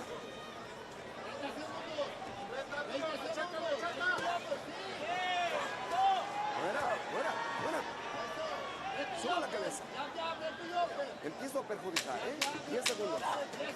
Limpio, limpio, nadie me agarra. ¡Fuera! ¡Fuera! ¡Fuera! ¡Nadie me pega! ¡Tiempo!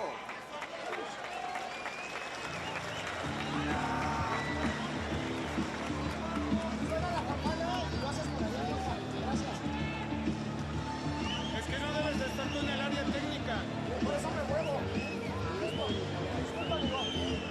Mira que soy la cámara de nuevo. Si quieres el cuerpo, cámbiala arriba. Aquí, abajo y arriba. No son las combinaciones que practican. Ven. ¿Me dejas verlo?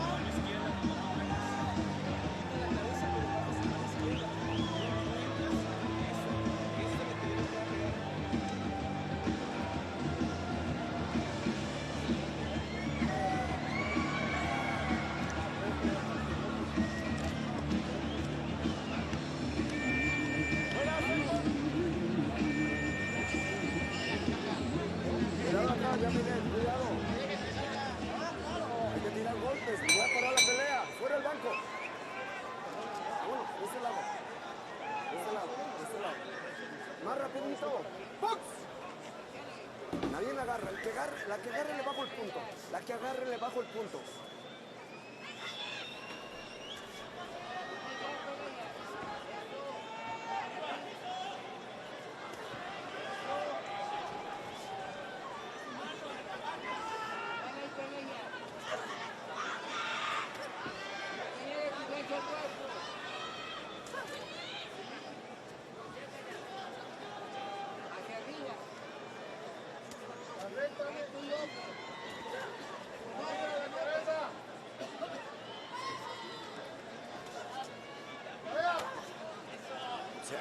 Ahí una agarra. Ya lo dije.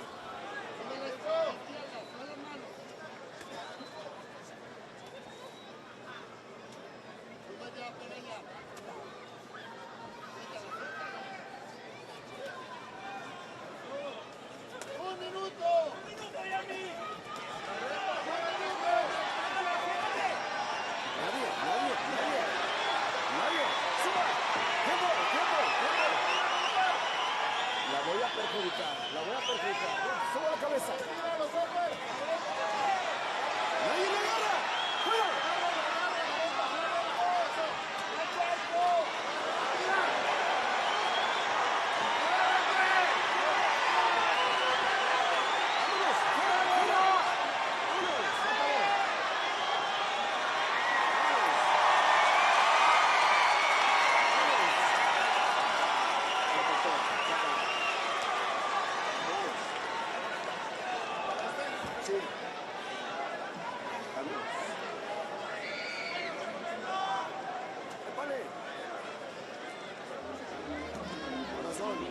De este lado, apenas, pues no doy tarjeta.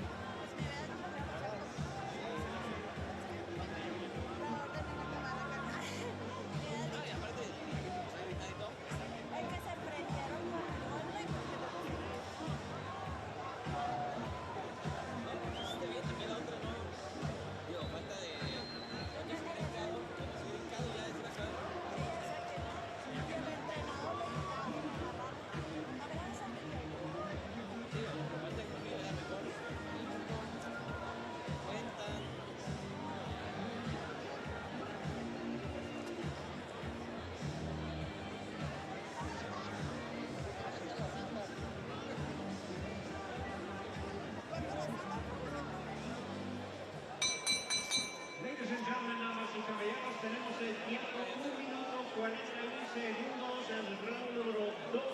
The time of 1 minute 41 seconds in round number 2.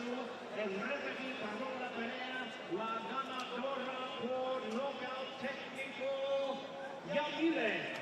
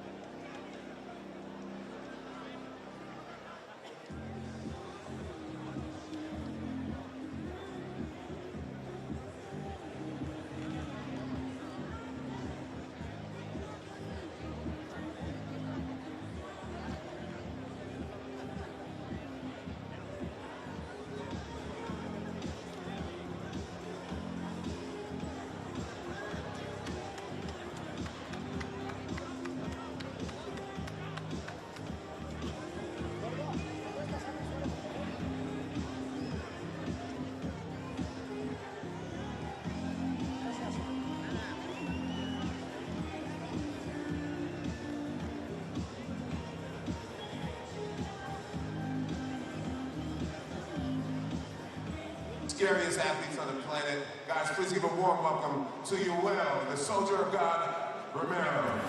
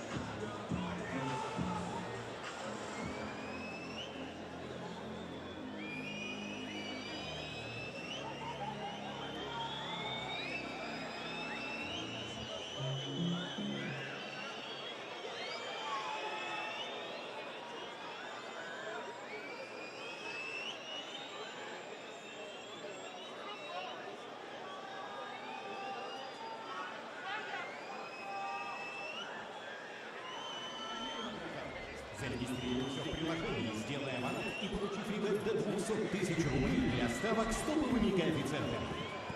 Bad City. Играем вместе!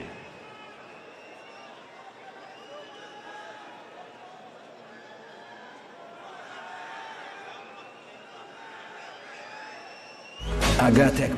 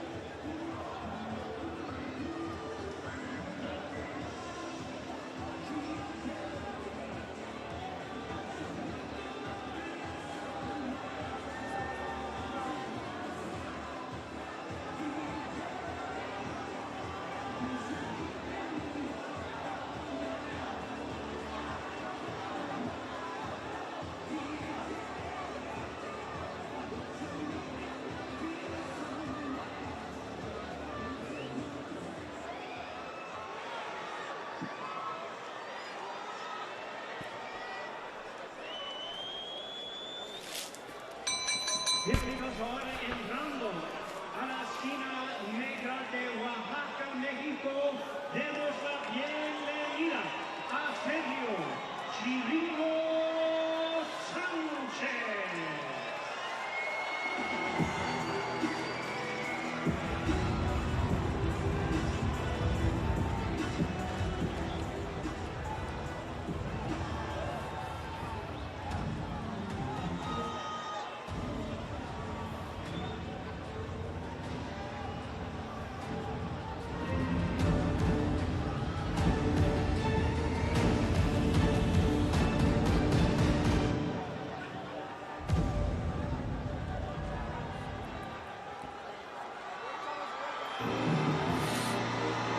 So this is our penultimate fight of the night. It is scheduled for 8 rounds in the lightweight division. This is Sergio Chirino, a good fighter. 23 wins, 2 defeats. I remember seeing him boxing York Hall 10 years ago in World Series boxing. He was a seasoned international amateur. He was up against Kez Ashfaq that night. Didn't win over the 5 rounds, but it was such a terrific competition, WSB, and he had plenty of experience in it.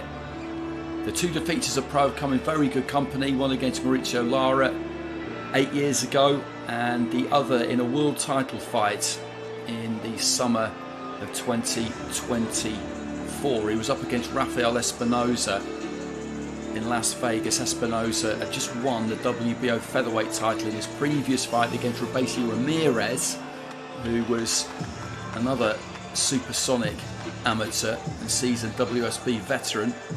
And Espinoza in his first defence boxed Chirino and stopped him in 4 rounds. He's had 1 fight since then, a win over 10. A pretty tough win by the look of the scorecards against Irvin Turbiates Perez.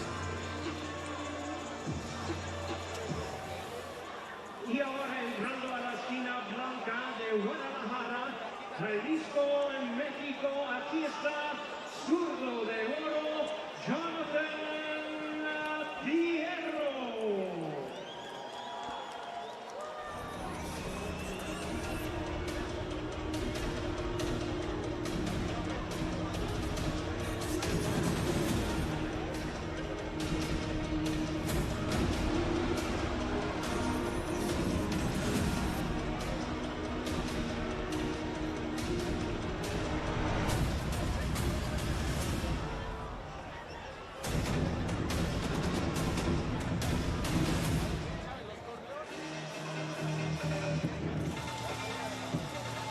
Jonathan Fierro boxing out of Guadalajara, 22 years old, 21 wins and 1 defeat.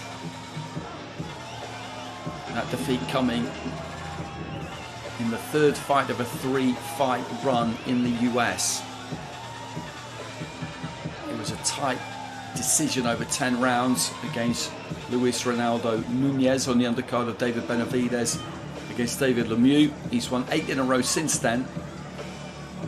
His last 2 by 1st round stoppage last November and then in March. So not that many ring minutes in recent times. And this should be a good fight. Chirino, the more proven of the 2.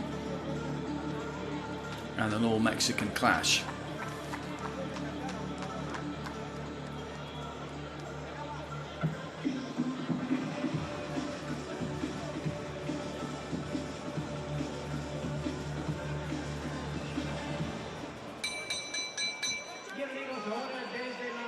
Ciudad de México, continuamos con IBA.PRO 18.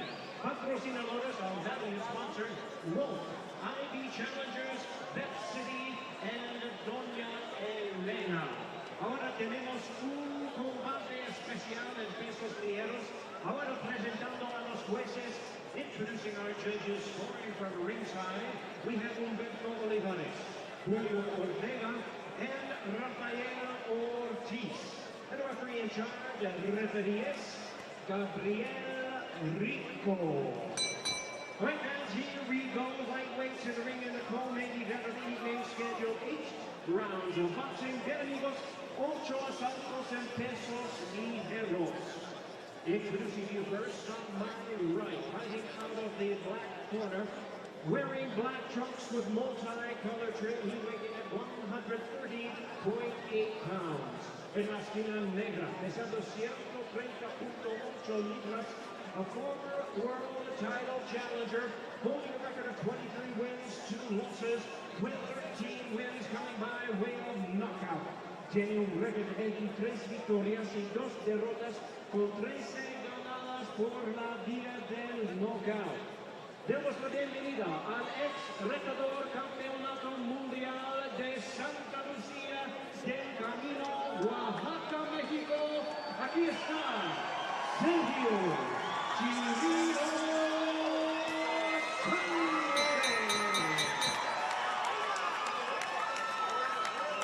And his opponent ready to go on my left, my hand on my corner, entering the ring wearing white trunks, multi-color trim.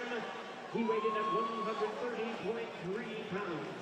Mismo oponente de la esquina blanca tiene un peso de 130.3 libras. A world rank contender with an outstanding record of 21 wins, only 1 defeat, with 18 big wins coming by way of knockout. Con un récord de 21 victorias y 1 derrota, tiene 18 ganadas por la vía del knockout. Demos la bienvenida al orgulloso guerrero de Guadalajara, Jalisco, México. Aquí está su oro, Fierro. Y aquí está el referee Gabriel Rico.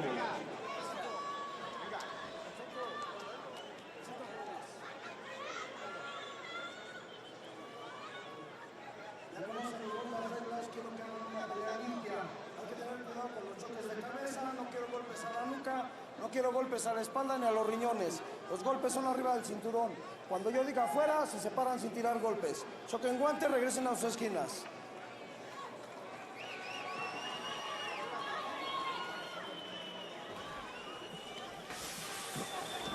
So this is the co-main event of the evening. Jonathan Fierro of Guadalajara in the white, Sergio Chirino of Oaxaca in the black. And this technically in the lightweight division, but both of these two weighed in just a shade over the super featherweight limit. Fierro setting up in that southpaw stance, the taller, more angular figure of Chirino. In the orthodox stance, that's a nice crisp start there from Fierro. Just took his feet in close and let those hands go. Looks to be brimful of confidence here at the opening bell.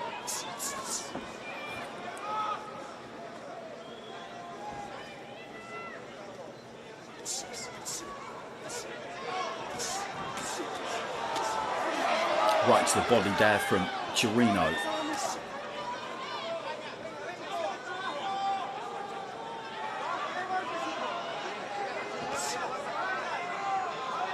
Fierro dictating terms early on here, has driven his man back to the ropes, and Chirino just looking to try and keep things tight, keep them compact. He just skips in with that front foot, but that's decent from Chirino. Turns off the ropes there fairly comfortably.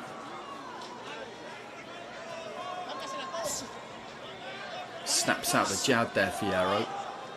He's slightly short with it, but again just coming off the ring nicely. Left hand into the body there from Fierro, and a good looking jab. And looks for the 1-2, just as he was trying to dip his knees and get underneath it there, Chirino. He didn't quite manage it. We've had a lot of stoppages tonight, a lot of early finishes. You wouldn't have said going into this one that this was likely to be another one, but as I say, Fierro has started with some real purpose here. Left hand into the body.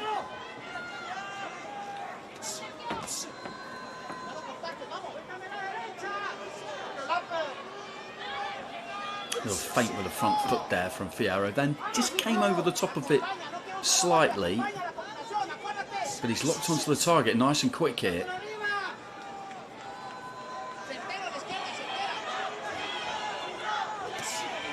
Good left hand, distracted with the lead right hand, and then through the left as an uppercut, long uppercut.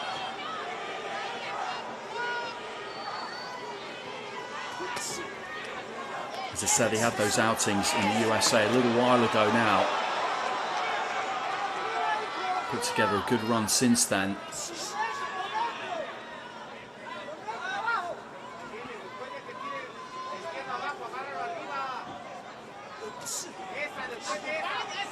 Just trying to throw back there, Chirino, and get his way off those ropes. It's been a difficult first round for him so far. It's been Fierro who has been completely in charge.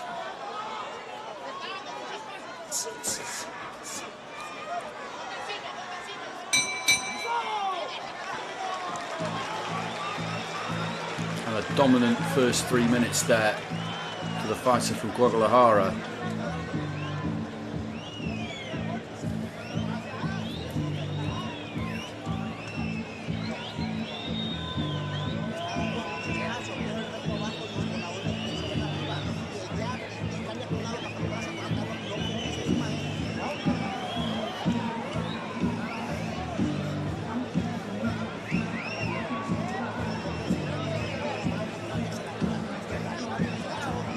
As I was saying, he found his distance pretty quickly in that opening round.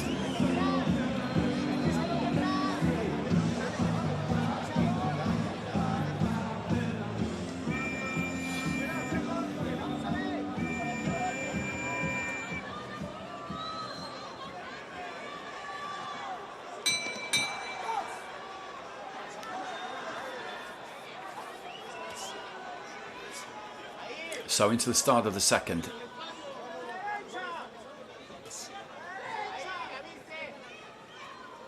And again, he just gathers those feet, slides across the canvas, looks to try and aim that left into the body there, Fierro.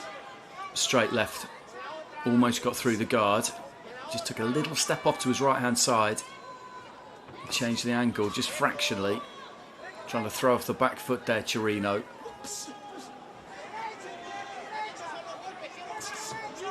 He's an experienced fighter.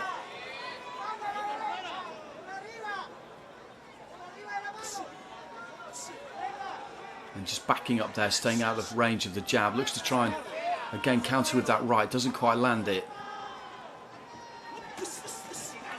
Good left hand got through there. The left hand to the body, I think, was blocked. And then he just straightened it up and it went straight down the middle.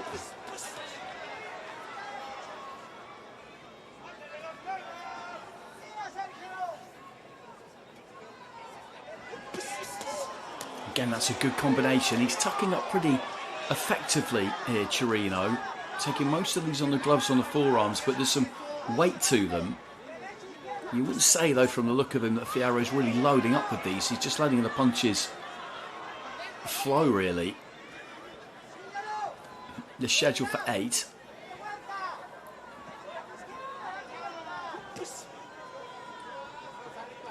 As I was saying on the ring walks, he hasn't seen too much action in recent times, Fierro, due to a couple of early finishes.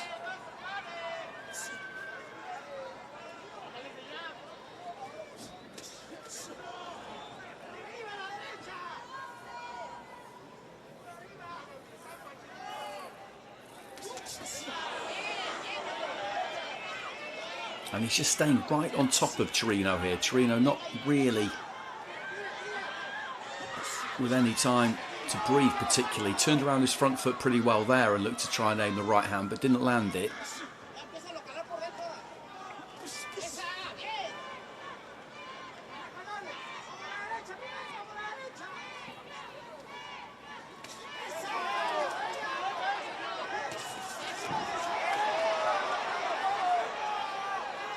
And again, the combination there coming from Fierro.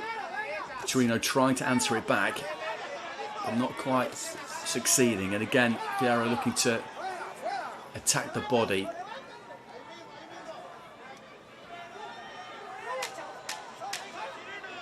Closing stages of round 2, another Fierro round. A good single left hand there just caused Chirino to take a little bit of a stagger step. I think it was more a balance issue rather than him being hurt, but again, that's another good 3 minutes there from Fierro, who's won these opening 2 rounds quite comfortably. And that's the scene at the CDMX. It's a fantastic arena. We've been treated to some good performances tonight. A string of stoppages. The most recent one for Yamileth Mercado. That did look likely when you look down the card. Just so much more experienced than Flor Rodriguez.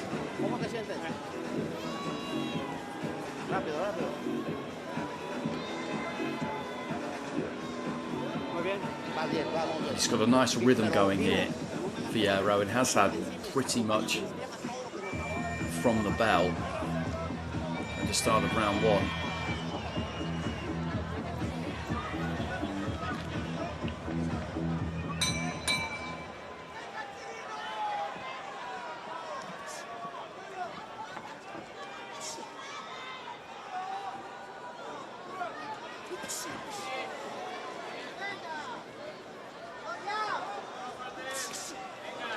He's got good balance. You see him side on there as he throws.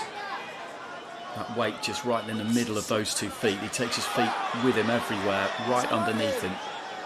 They're almost always the same distance apart. Where the front one goes, the back one follows. Referee just wiping off the gloves there of Chirino. He did touch down, though it was a stumble rather than caused by a punch, so no count. Again, just whips that left hand into the body. It's a decent punch, and then looks to crunch that left hand straight through the guard. Chirino's managing to take these so far. There's been no sense or suggestion that he's been hurt at any stage.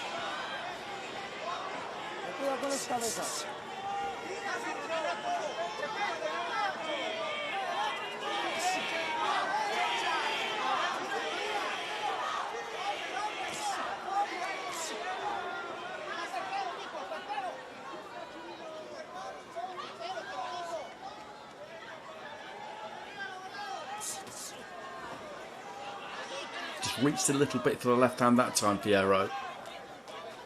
Chirino just backing up. Again, just trying to throw that right hand on the counter, but hand speed wise, it's Fierro who's got the advantage here. He just looks sharper in all areas, really.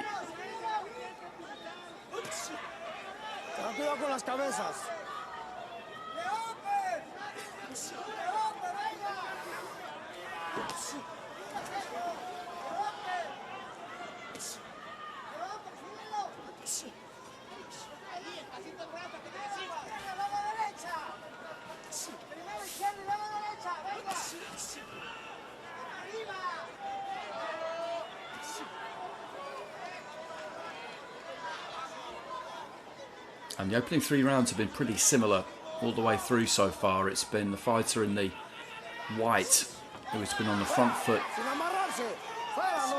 dictating terms, throwing the majority of the punches. Not getting through absolutely clean with too many of them, but almost all of them have hit something. Chirino's fired back at times, but most of his work has been done in an effort to try and keep his opponent off him. As we head towards the end of round 3. And that's good from Fierro. Through that left hand, didn't quite make it, but rolled away underneath it.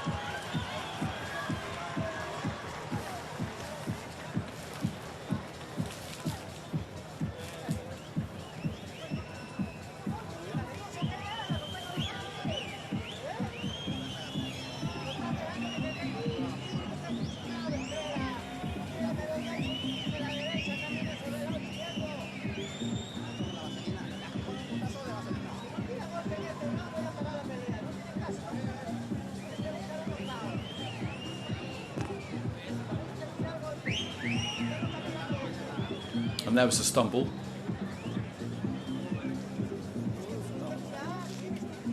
Again, the defensive work there from Chirino's pretty good. He's trying to crash that left hand through the guard. He managed it there, but for the most part, he's protected himself pretty effectively. He's just always been on the back foot. That's been the vibe of the fight right from the beginning. And it's hard to see how he's going to shift that momentum. He needs to land something significant, you get the feeling. Looks to try and launch a left hook there, Chirino, but misses with it. He's got to try and put a bit of doubt into the mind of Fierro here, because at the minute he is confident. I don't think he's got an enormous amount of respect for what's coming back. Enough, he's not walking onto shots, but he's confident to take the centre, get on that front foot, good jab, close the gap nicely, then whip the uppercut and just missed.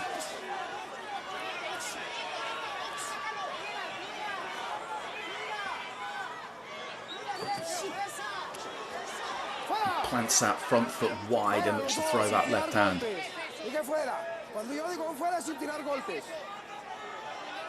That punch there from Chirino maybe came slightly after the referee called break.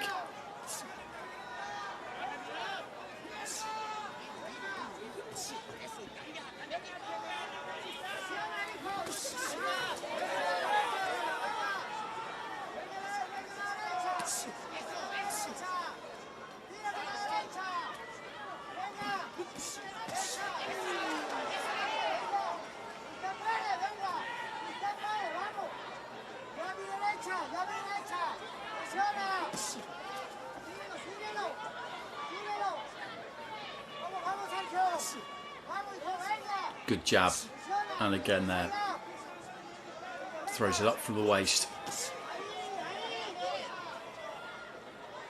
And there's no real sense watching this that Fierro's going to punch himself out or anything like that, because, as I've been saying, he doesn't really load up, he just lets those punches go. Chirino just looking for a way in and then collects a left hand pretty much bang on the chin. He was pulling back as it landed just about. He was trying to sway back out of the way.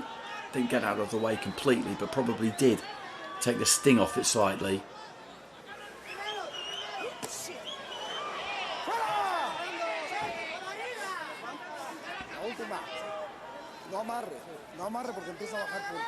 The referee just having a word about a touch of holding there, I think, from Chirino. They've been hot on that so far tonight, the referees. It's good to see, because you want to see fighters fight. Good left hand got through the guard there, and again he drove him back to the ropes. There wasn't really anywhere for Chirino to go, and I think this is what we need to see from Fierro, is two phases of attack maybe. Go once, and then if he pushes him all the way back into those ropes, go again, because he just tried to lay back on the ropes there, tuck up behind the shoulder. Chirino, it didn't quite work.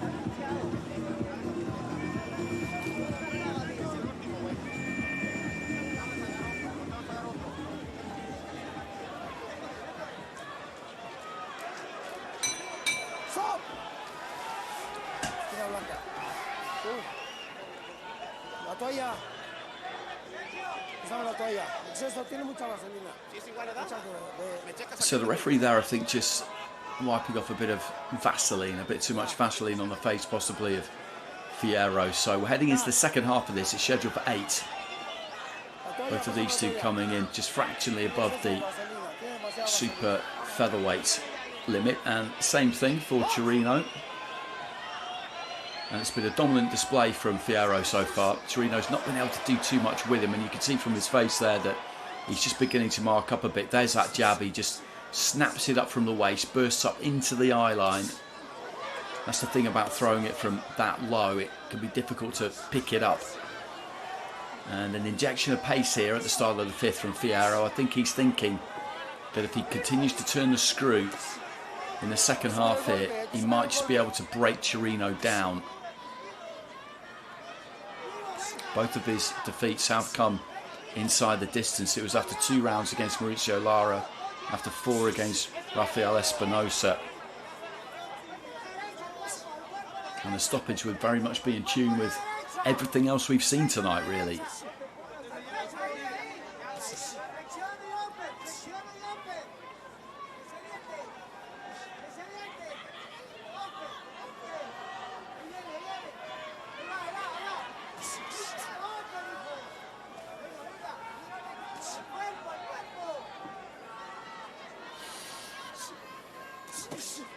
Good left hand there from Fierro. Rapid hand speed.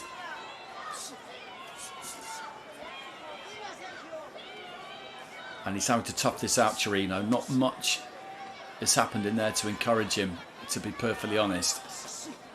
And a good long left hand again there from Fierro. What he has done quite well, Chirino, is as well as tuck up, he's managed to ride punches fairly effectively at times. But I was saying in the previous round that what he desperately needs to do if he's to have any chance of winning this fight, even just to make it slightly less painful for himself, is to inject a little bit of doubt into the mind of Fierro by catching him clean, making him think twice before he just advances on him. And he's not been able to do that, not up until this point anyway. There's that jab again. And he varies that jab up. Just after he threw that previous one, he dropped it even lower, bent the arm and jabbed up with it.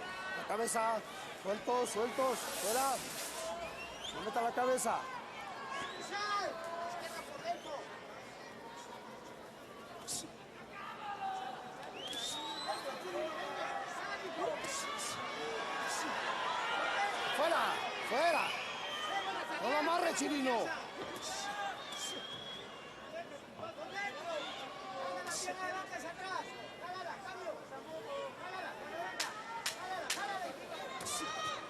And it's another round safely in the pocket of Jonathan Fierro. And it's been an impressive display from him so far. The only thing really that remains to be seen here is, can he just keep raising that temperature and finish with a bit of a flourish here. He's got 9 more minutes to try and get Chirino out of there. I don't think he's going to be obsessed with doing that by any stretch. I think he's just going to keep doing what he's doing. But as I said, cranking up through the gears a bit. He'll want to finish really, really strong. And if that's enough to get Chirino out of there, then I think he'll be more than happy. But if it turns out that it's not, I don't think he'll care particularly.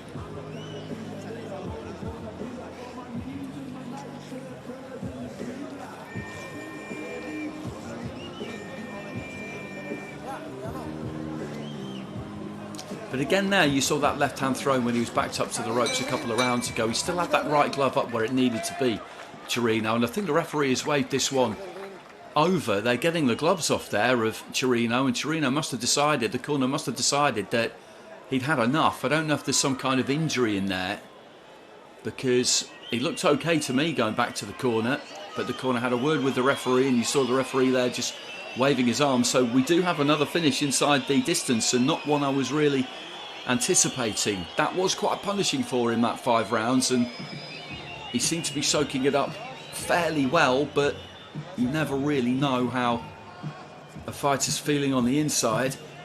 I can't see him gesturing towards any kind of injury, no problem with a hand or bicep or anything like that. That was a left hand that landed, but it was certainly hard work for him, and he did look capable there, Fierro, of upping the tempo, and all that awaited him was, at best, Chirino, 3 more rounds of the same, probably 3 more rounds of slightly worse.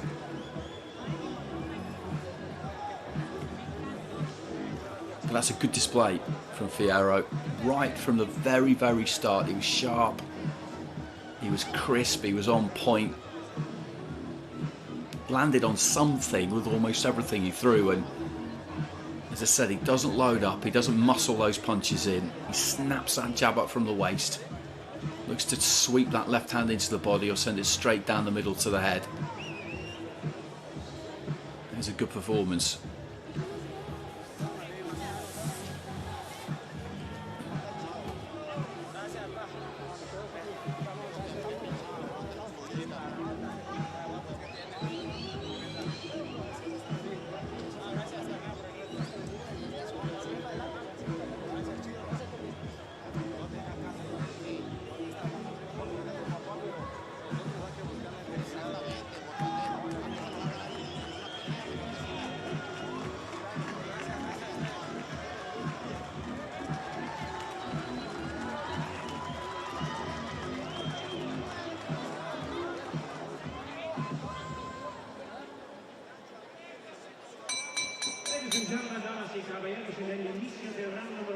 la esquina paró la pelea.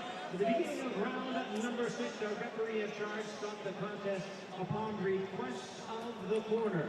El ganador por knockout technical, the winner by way of technical knockout, Jonathan Fierro.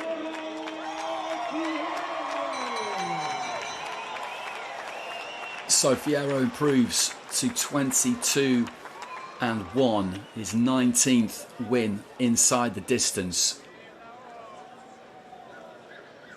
And really, you could have picked any cluster of passages from these 5 rounds that we saw as highlights, because he was very, very consistent with what he did. Very consistent indeed. And that was the problem for Torino. There was no let-up at all and no light at the end of the tunnel, if you like. He didn't land much, and it was a little bit demoralising, I think, for him. And that was why the corner pulled him out at the end of 5 rounds. As I said, there was no obvious sign of injury, and maybe he just said to them, listen, I've had enough. Well, they took a look at him and decided to make that decision on his behalf. Either way, it's a good win for Fierro. And a few good rounds in the bank as well after a couple of early nights in his last couple of fights. So coming up next, our main event, Angel Ayala up against Jason Mama over 10 rounds. Mexico versus the Philippines.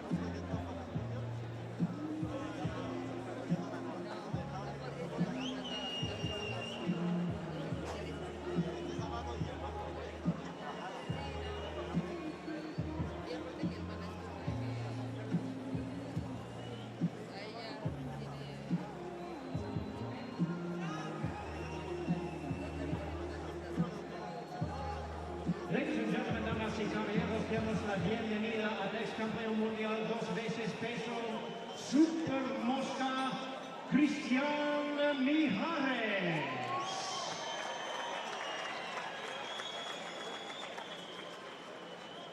Y también de Zapopan, Jalisco, México. Aquí está el orgulloso e invicto campeón mundial peso pluma OMB. Demos la bienvenida a Rafael el Divino Espinosa.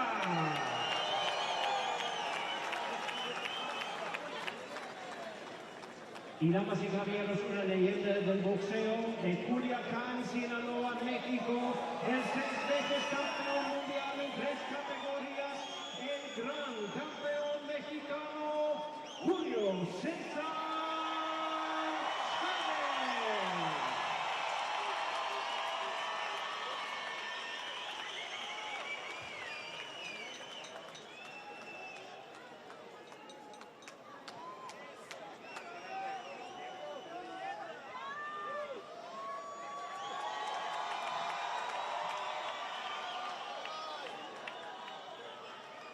El único, damas y caballeros, la leyenda del boxeo, Julio César Chávez.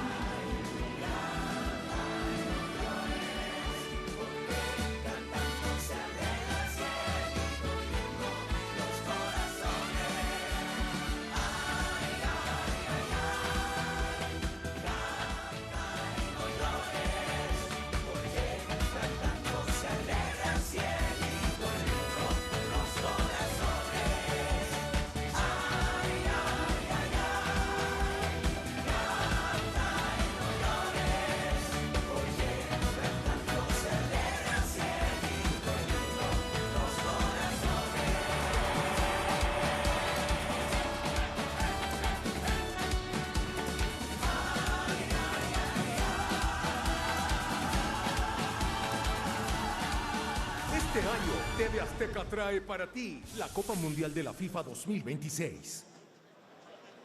En este nivel comienza el sueño por la gloria. Y empieza lo que será la ceremonia de inauguración con su afición, con su gente. ¡Impresionante! Ellos lucharán para hacer historia. TV Azteca trae para ti la Copa Mundial de la FIFA 2026. México contra Sudáfrica. Jueves 11 de junio por Azteca 7.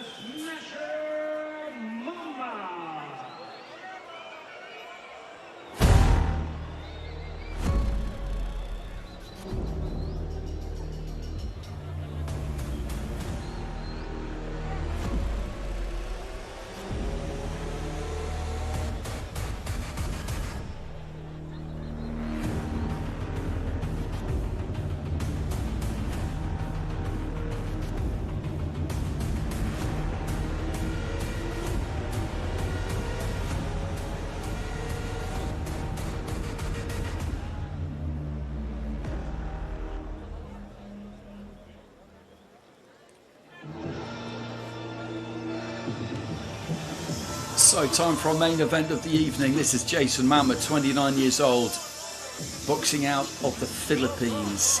21 wins and 3 defeats. Boxed for a world title back in 2021, the IBF flyweight title that his opponent tonight went on to win.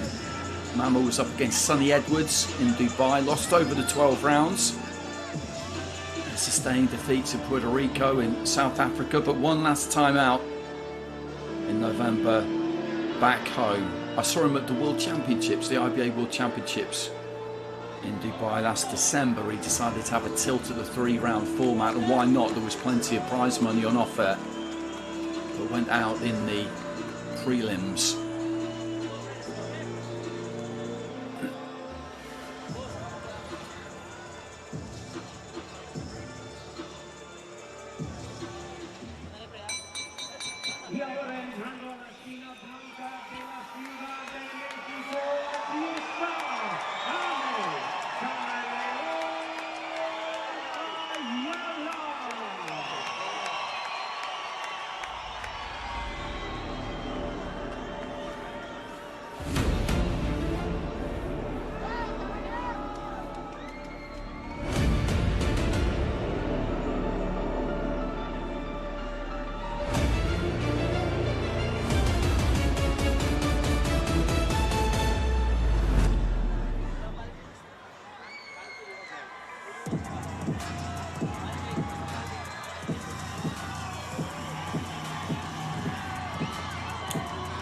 Angel Ayala back in the ring and looking to add to that world title. He won in August 2024 that IBF flyweight title I mentioned earlier on. Sonny Edwards lost it to Bam Rodriguez. Rodriguez vacated.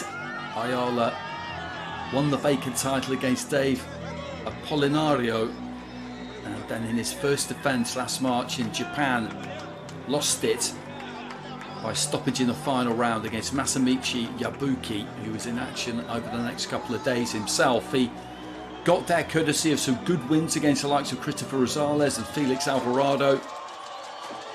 And back into the ring tonight. They're slated at bantamweight. Ayala's coming at 116 pounds, Mama at 117.5. Interesting to see where his long-term ambitions lie. You would imagine maybe it's super flyweight these days. Ladies and gentlemen, damas y caballeros, bienvenidos a la pelea principal de la noche. We welcome you, ladies and gentlemen, to the IBA.PRO 18 featured bout of the evening, brought to you by the IBA Center Boxing and TV Azteca.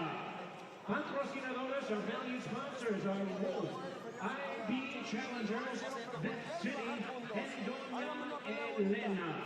Presentando a los jueces, introducing you our judges. Scoring our main event from ringside, we have Humberto Olivares, Julio Ortega, and Gonzalo Vivar. And the referee in charge, referees, Alfredo Uruzquieta. All right, guys, here we go with the IBA.PRO 18. Main event of the evening, 10 rounds of boxing in a bantamweight special attraction. Bienvenidos, esta es la pelea estelar de la noche. 10 asaltos en pesos gallo. Y ahora, damas y caballeros, público presente y aficionados de todo el mundo, en vivo desde la Ciudad de México. It's showtime! Introducing you first on my right, fighting out of the black corner, wearing black trunks with gold trim. He weighed in at 117.5 pounds. Presentando en la esquina negra, tiene un peso de 17 libras y media. He's a former world title challenger with a record of 21 wins, 3 losses and 1 draw, with 10 wins coming by way of knockout. Con un récord de 21 victorias, 3 derrotas y 1 empate, tiene 10 ganadas por la vía del knockout. De General Santos City, Cotabato del Sur, en las Filipinas, aquí está el ex retador campeonato mundial. Demos la bienvenida a Jason, the Smasher Mama.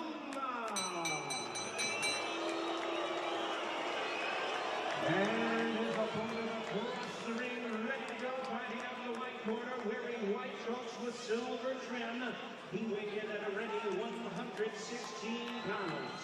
Y su rival en la esquina blanca, pesando 116 libras. He also is a former world title challenger, and he currently holds a record of 18 wins, only 1 defeat, with 8 wins coming by way of knockout. Tiene un récord de 18 victorias y 1 derrota con 8 ganadas por la vía del knockout. Damas y caballeros, demos la bienvenida al ex retador campeonato mundial de la Ciudad de México. Aquí está Ángel.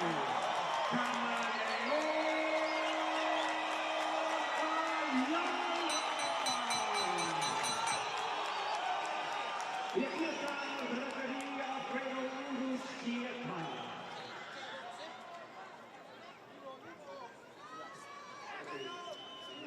Mucho cuidado con las cabezas, los golpes atrás de la nuca, abajo el cinturón y atrás de los riñones. Choquen los guantes, que galen mejor.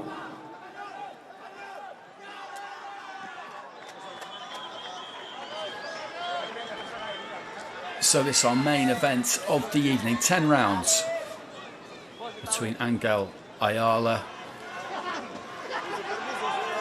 boxing out of Mexico City, right here in Mexico City, up against Jason Mama of the Philippines. Ayala in the white, Mama in the black.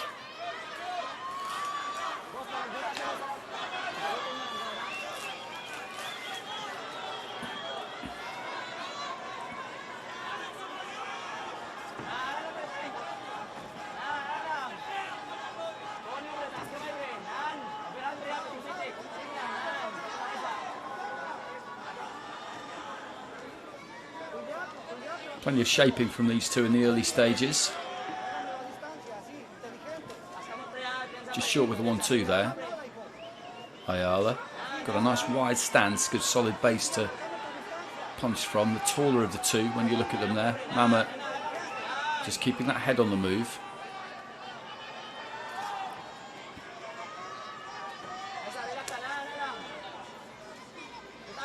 Boxing southpaw. Ayala.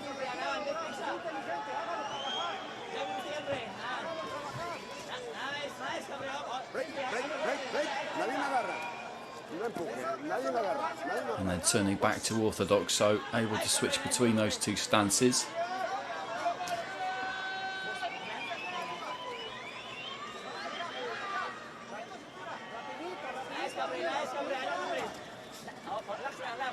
Just followed in behind the jab there, Mama, and looked to try and aim that big right hand over the top, but he'd just taken his feet out there, Ayala. And in the end, Mama elected not to throw it. Sure with the right hand, but then just stepped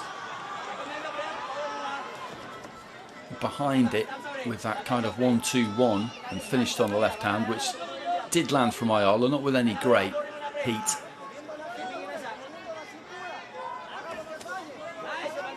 Jab to the body from Ayala, who's looked to take the centre of the ring for the most part in this opening round, although not exclusively. Mama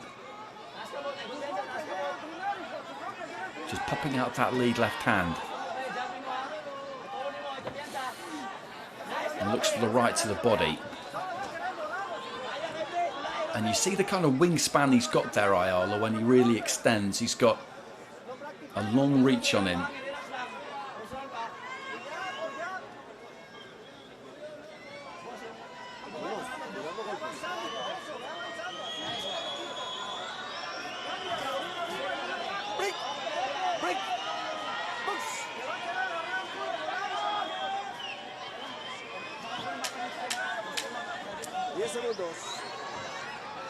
Closing stages of round one, and although not too much has landed, it's been Ayala who's looked like the boss. He's been the one who's thrown the majority of the punches, backed his opponent up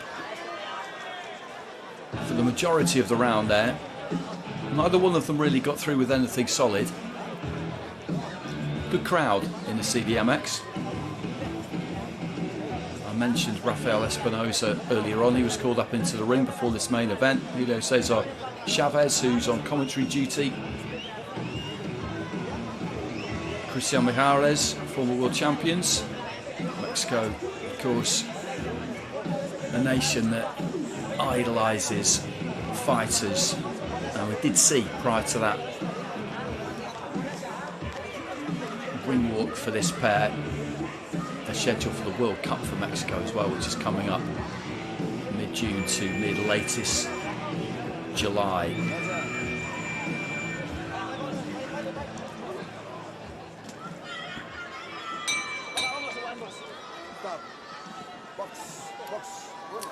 And referee just telling the pair of them maybe to mix it up a little bit more. There's something you see in this part of the world a little bit more readily than possibly other countries. It's pretty unusual in the UK, for example, to see a referee tell fighters to engage more. It does happen, but only if they're being very circumspect. I think that opening round was one of those rounds where they're both just having a look at each other, trying to feel each other out a bit.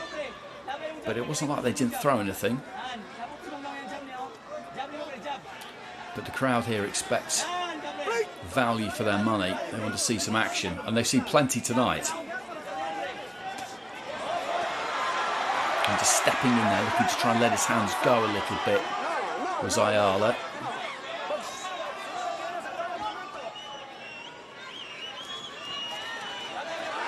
Right hand got through off the back of the left hook, but a slightly disorganised look about him maybe as he threw it. Mama trying to scythe over the top with his right hand, steps in and lands a right hand into the body. He's got to get close if he's going to get anything done.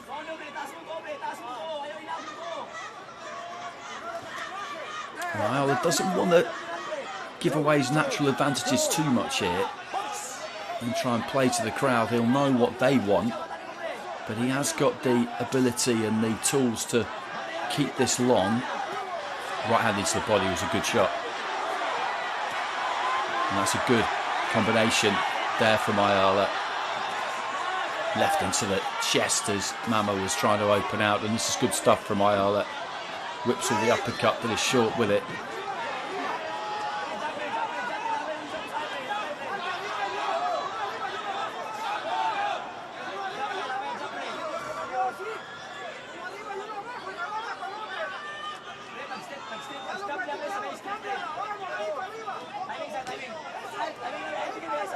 That was good from Ayala. Long right hand and another one there. That's the kind of range he can keep this at. Right hand into the body was a sickening sounding shot. A shake of the head from Mama, but he got good leverage on that.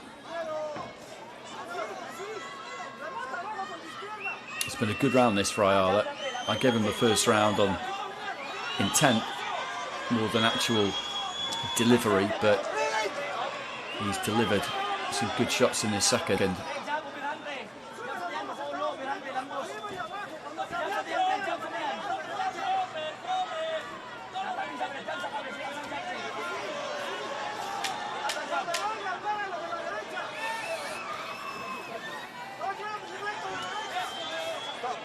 Measuring the right hand there, Ayala. And bell goes to the end of round 2. Good round for the home fighter. He's a couple up.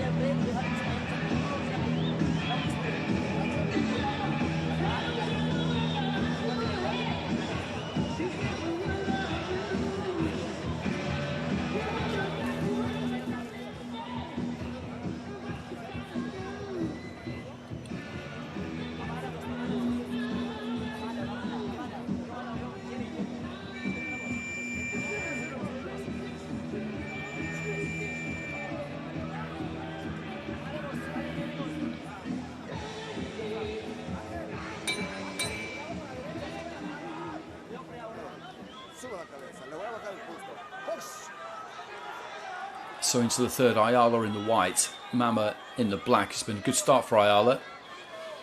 Mama's been trying to get things done himself, but Ayala is had the better of it so far. And in that second round did keep it a bit longer than he did in the closing stages of round number 1. A stab to the body there with the lead left hand of Jason Mama. He's moved between orthodox and southpaw. Ayala as well.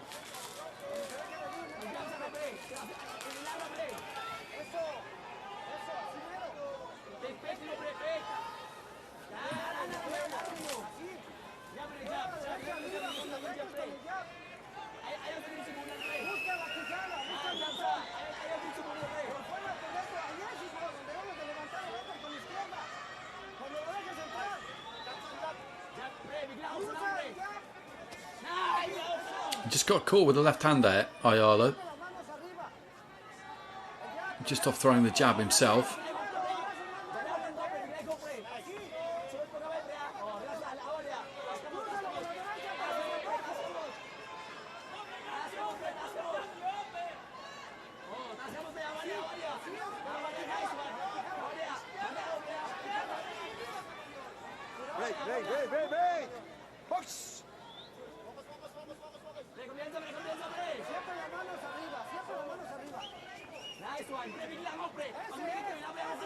Just moving in behind the jab there, Ayala, trying to throw that right hand, but Mama had stepped off to his left.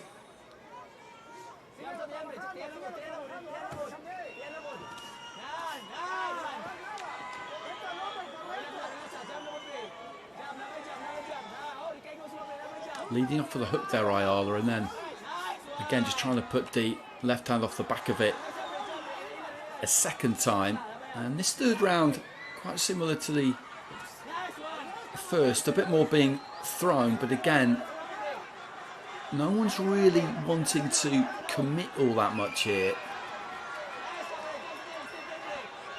I think Ayala feels like he's doing enough. He's won those first couple of rounds, and again he's he's the one looking to make things happen more than his opponent in this third round. And for Mama, he can't just let these rounds slip by, or you get to the halfway stage and all of a sudden, without having been completely dominated, you find yourself a long way behind. That's better from him, just sets his feet and lets that right hand go. Final few seconds of round number 3, but he needs to get a foothold in this fight, Jason Mama. He needs to come out for the next round and get something on the board, I would say.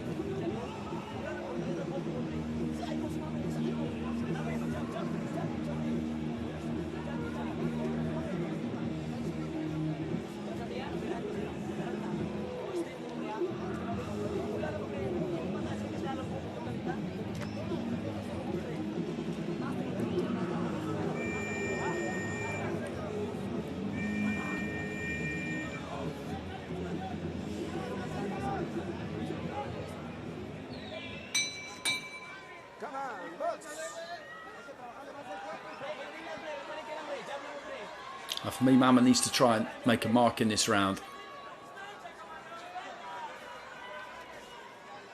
Just tucking up behind that shoulder makes that jab of Ayala's fall short.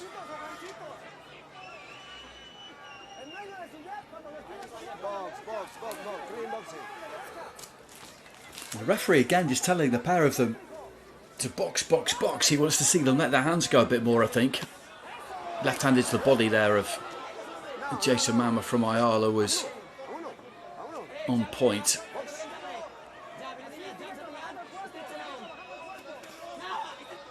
Mama again just looking for that right hand over the top. He crowded himself a room a little bit, moved in through it, kind of strangled it. He's just touching the back of his head there, I think, wondering if there was some kind of bump or a cut. There isn't, not by the look of it.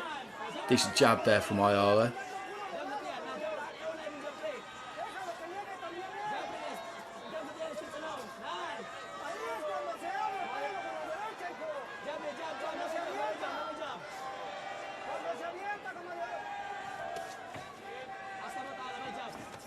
Step southpaw there, Ayala, as he threw that. The back foot came round and he just went with it.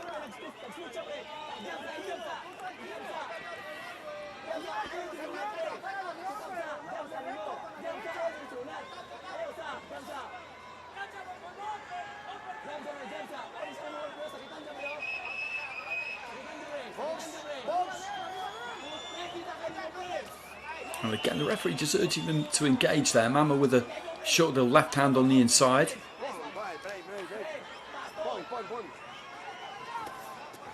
Good left hand to the body. Ayala just looking to try and get after Mama a little bit here. Good combination, but decent defence there from Mama as well. Just tucking up, just bobbing and weaving on the ropes. That was nice from him. Protected the body as well.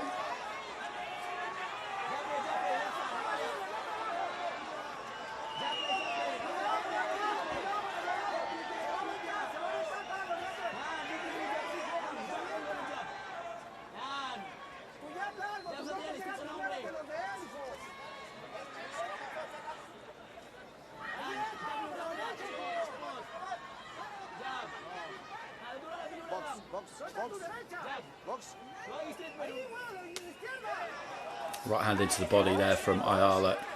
Mama just trying to spring in from distance there.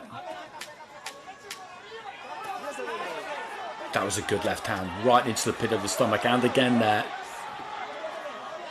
And I think these body shots might start to take a little bit of a toll. That was a good finish to the round there from Ayala.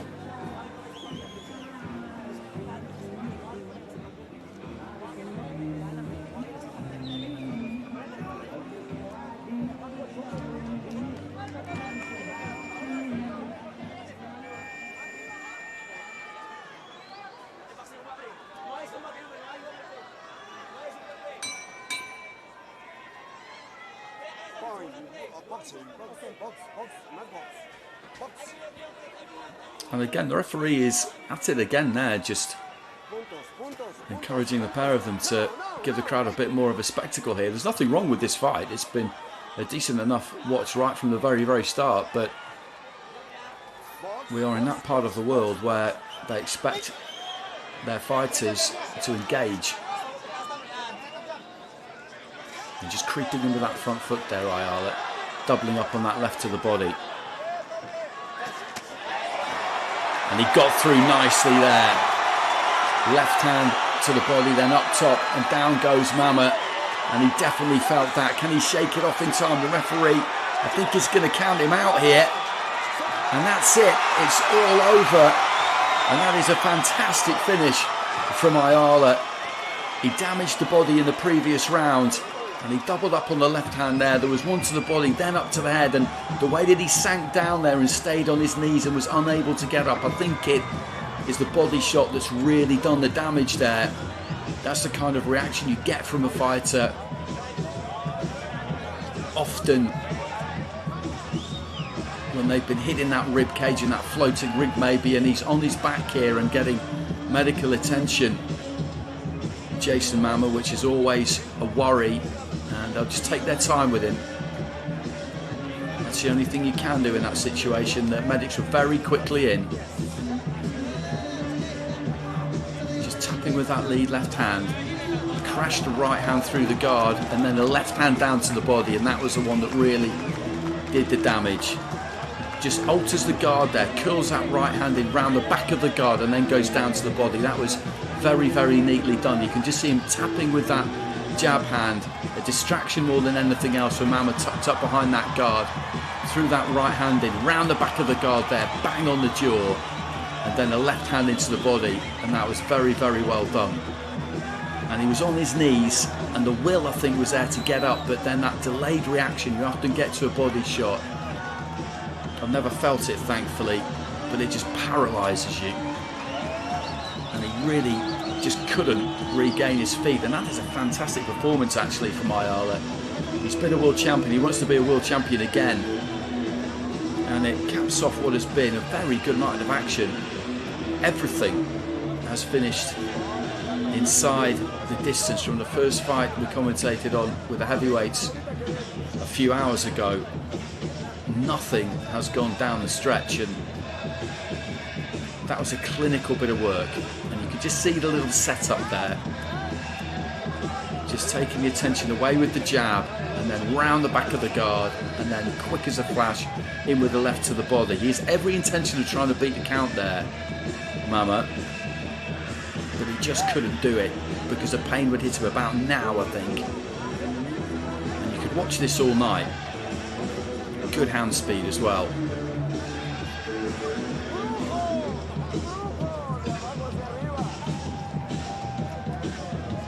And it'll be onwards and upwards for him. It was a tough loss against Masamichi Yabuki. Stopped in the 12th round, but he was a long way back on the scorecard, so it was a pretty punishing night for him, actually. And he had a good spell out after that. That was last March, so a long time to think about it, but also a long time to recover. And he'll be wanting to get himself back into World Championship frame as soon as he can. Weighed 116 for this, so you'd imagine it will be Superfly. Maybe he can still do flyweight.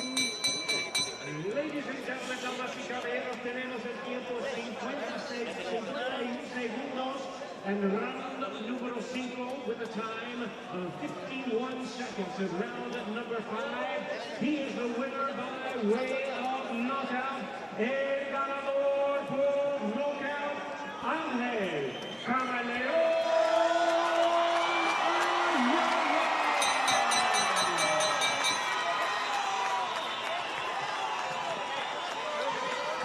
And Angel Ayala in the main event of the evening, providing us with the highlight reel stoppage of the evening.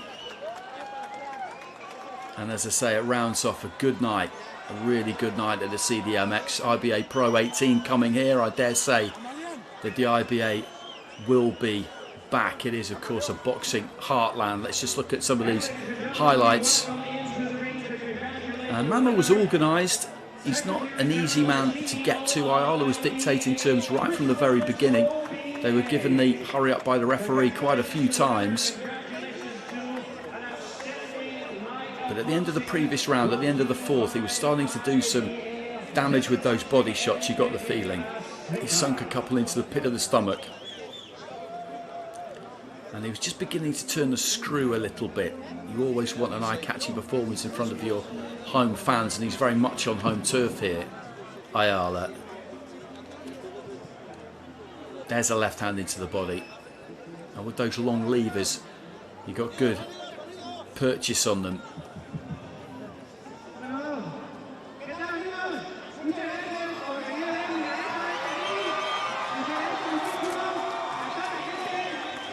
Again there, just banging away to that ribcage, and there's the finish. Such a rapid combination. Right hand in, round the back of the guard, hitting absolutely flush on the jaw, and then the left hand into the body. And that's as good a finish as you will see.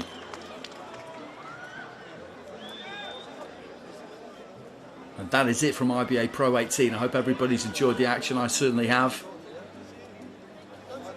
Please do join us again next time. Along with Chris Roberts, Secretary General and CEO of the IBA.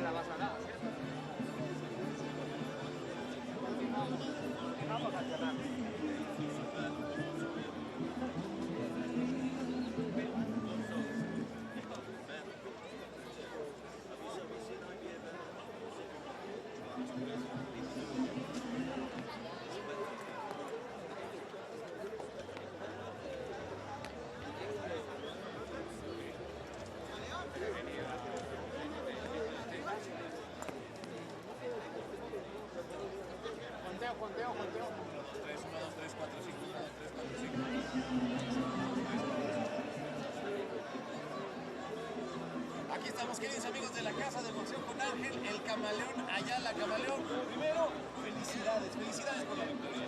Sí, muchas gracias, de verdad. Estoy muy contento por este gran regreso. Y la victoria fue con el sello del boxeo mexicano, el gancho al hígado.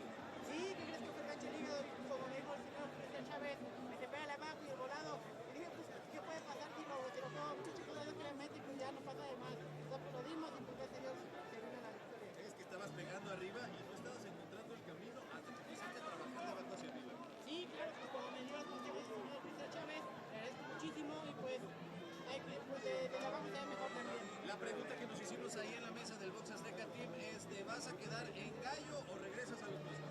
No, que va, pues a mí me dijeron que iba a pelear super mosca y ya pues resulta que no tengo gallo. Eso por así me he seguido comiendo para gallo peso. Porque llegaste bajito, ¿eh? Sí, pues llegué bien bajo, de por sí el chico de mi hija. Bueno, pues aquí está Ángel, el camaleón Ayala. Está de regreso a puro Chimalhuacán, puro Estado de México. Arriba mucho Chimalhuacán. Ahí está, continuamos en la Casa de Boxeo.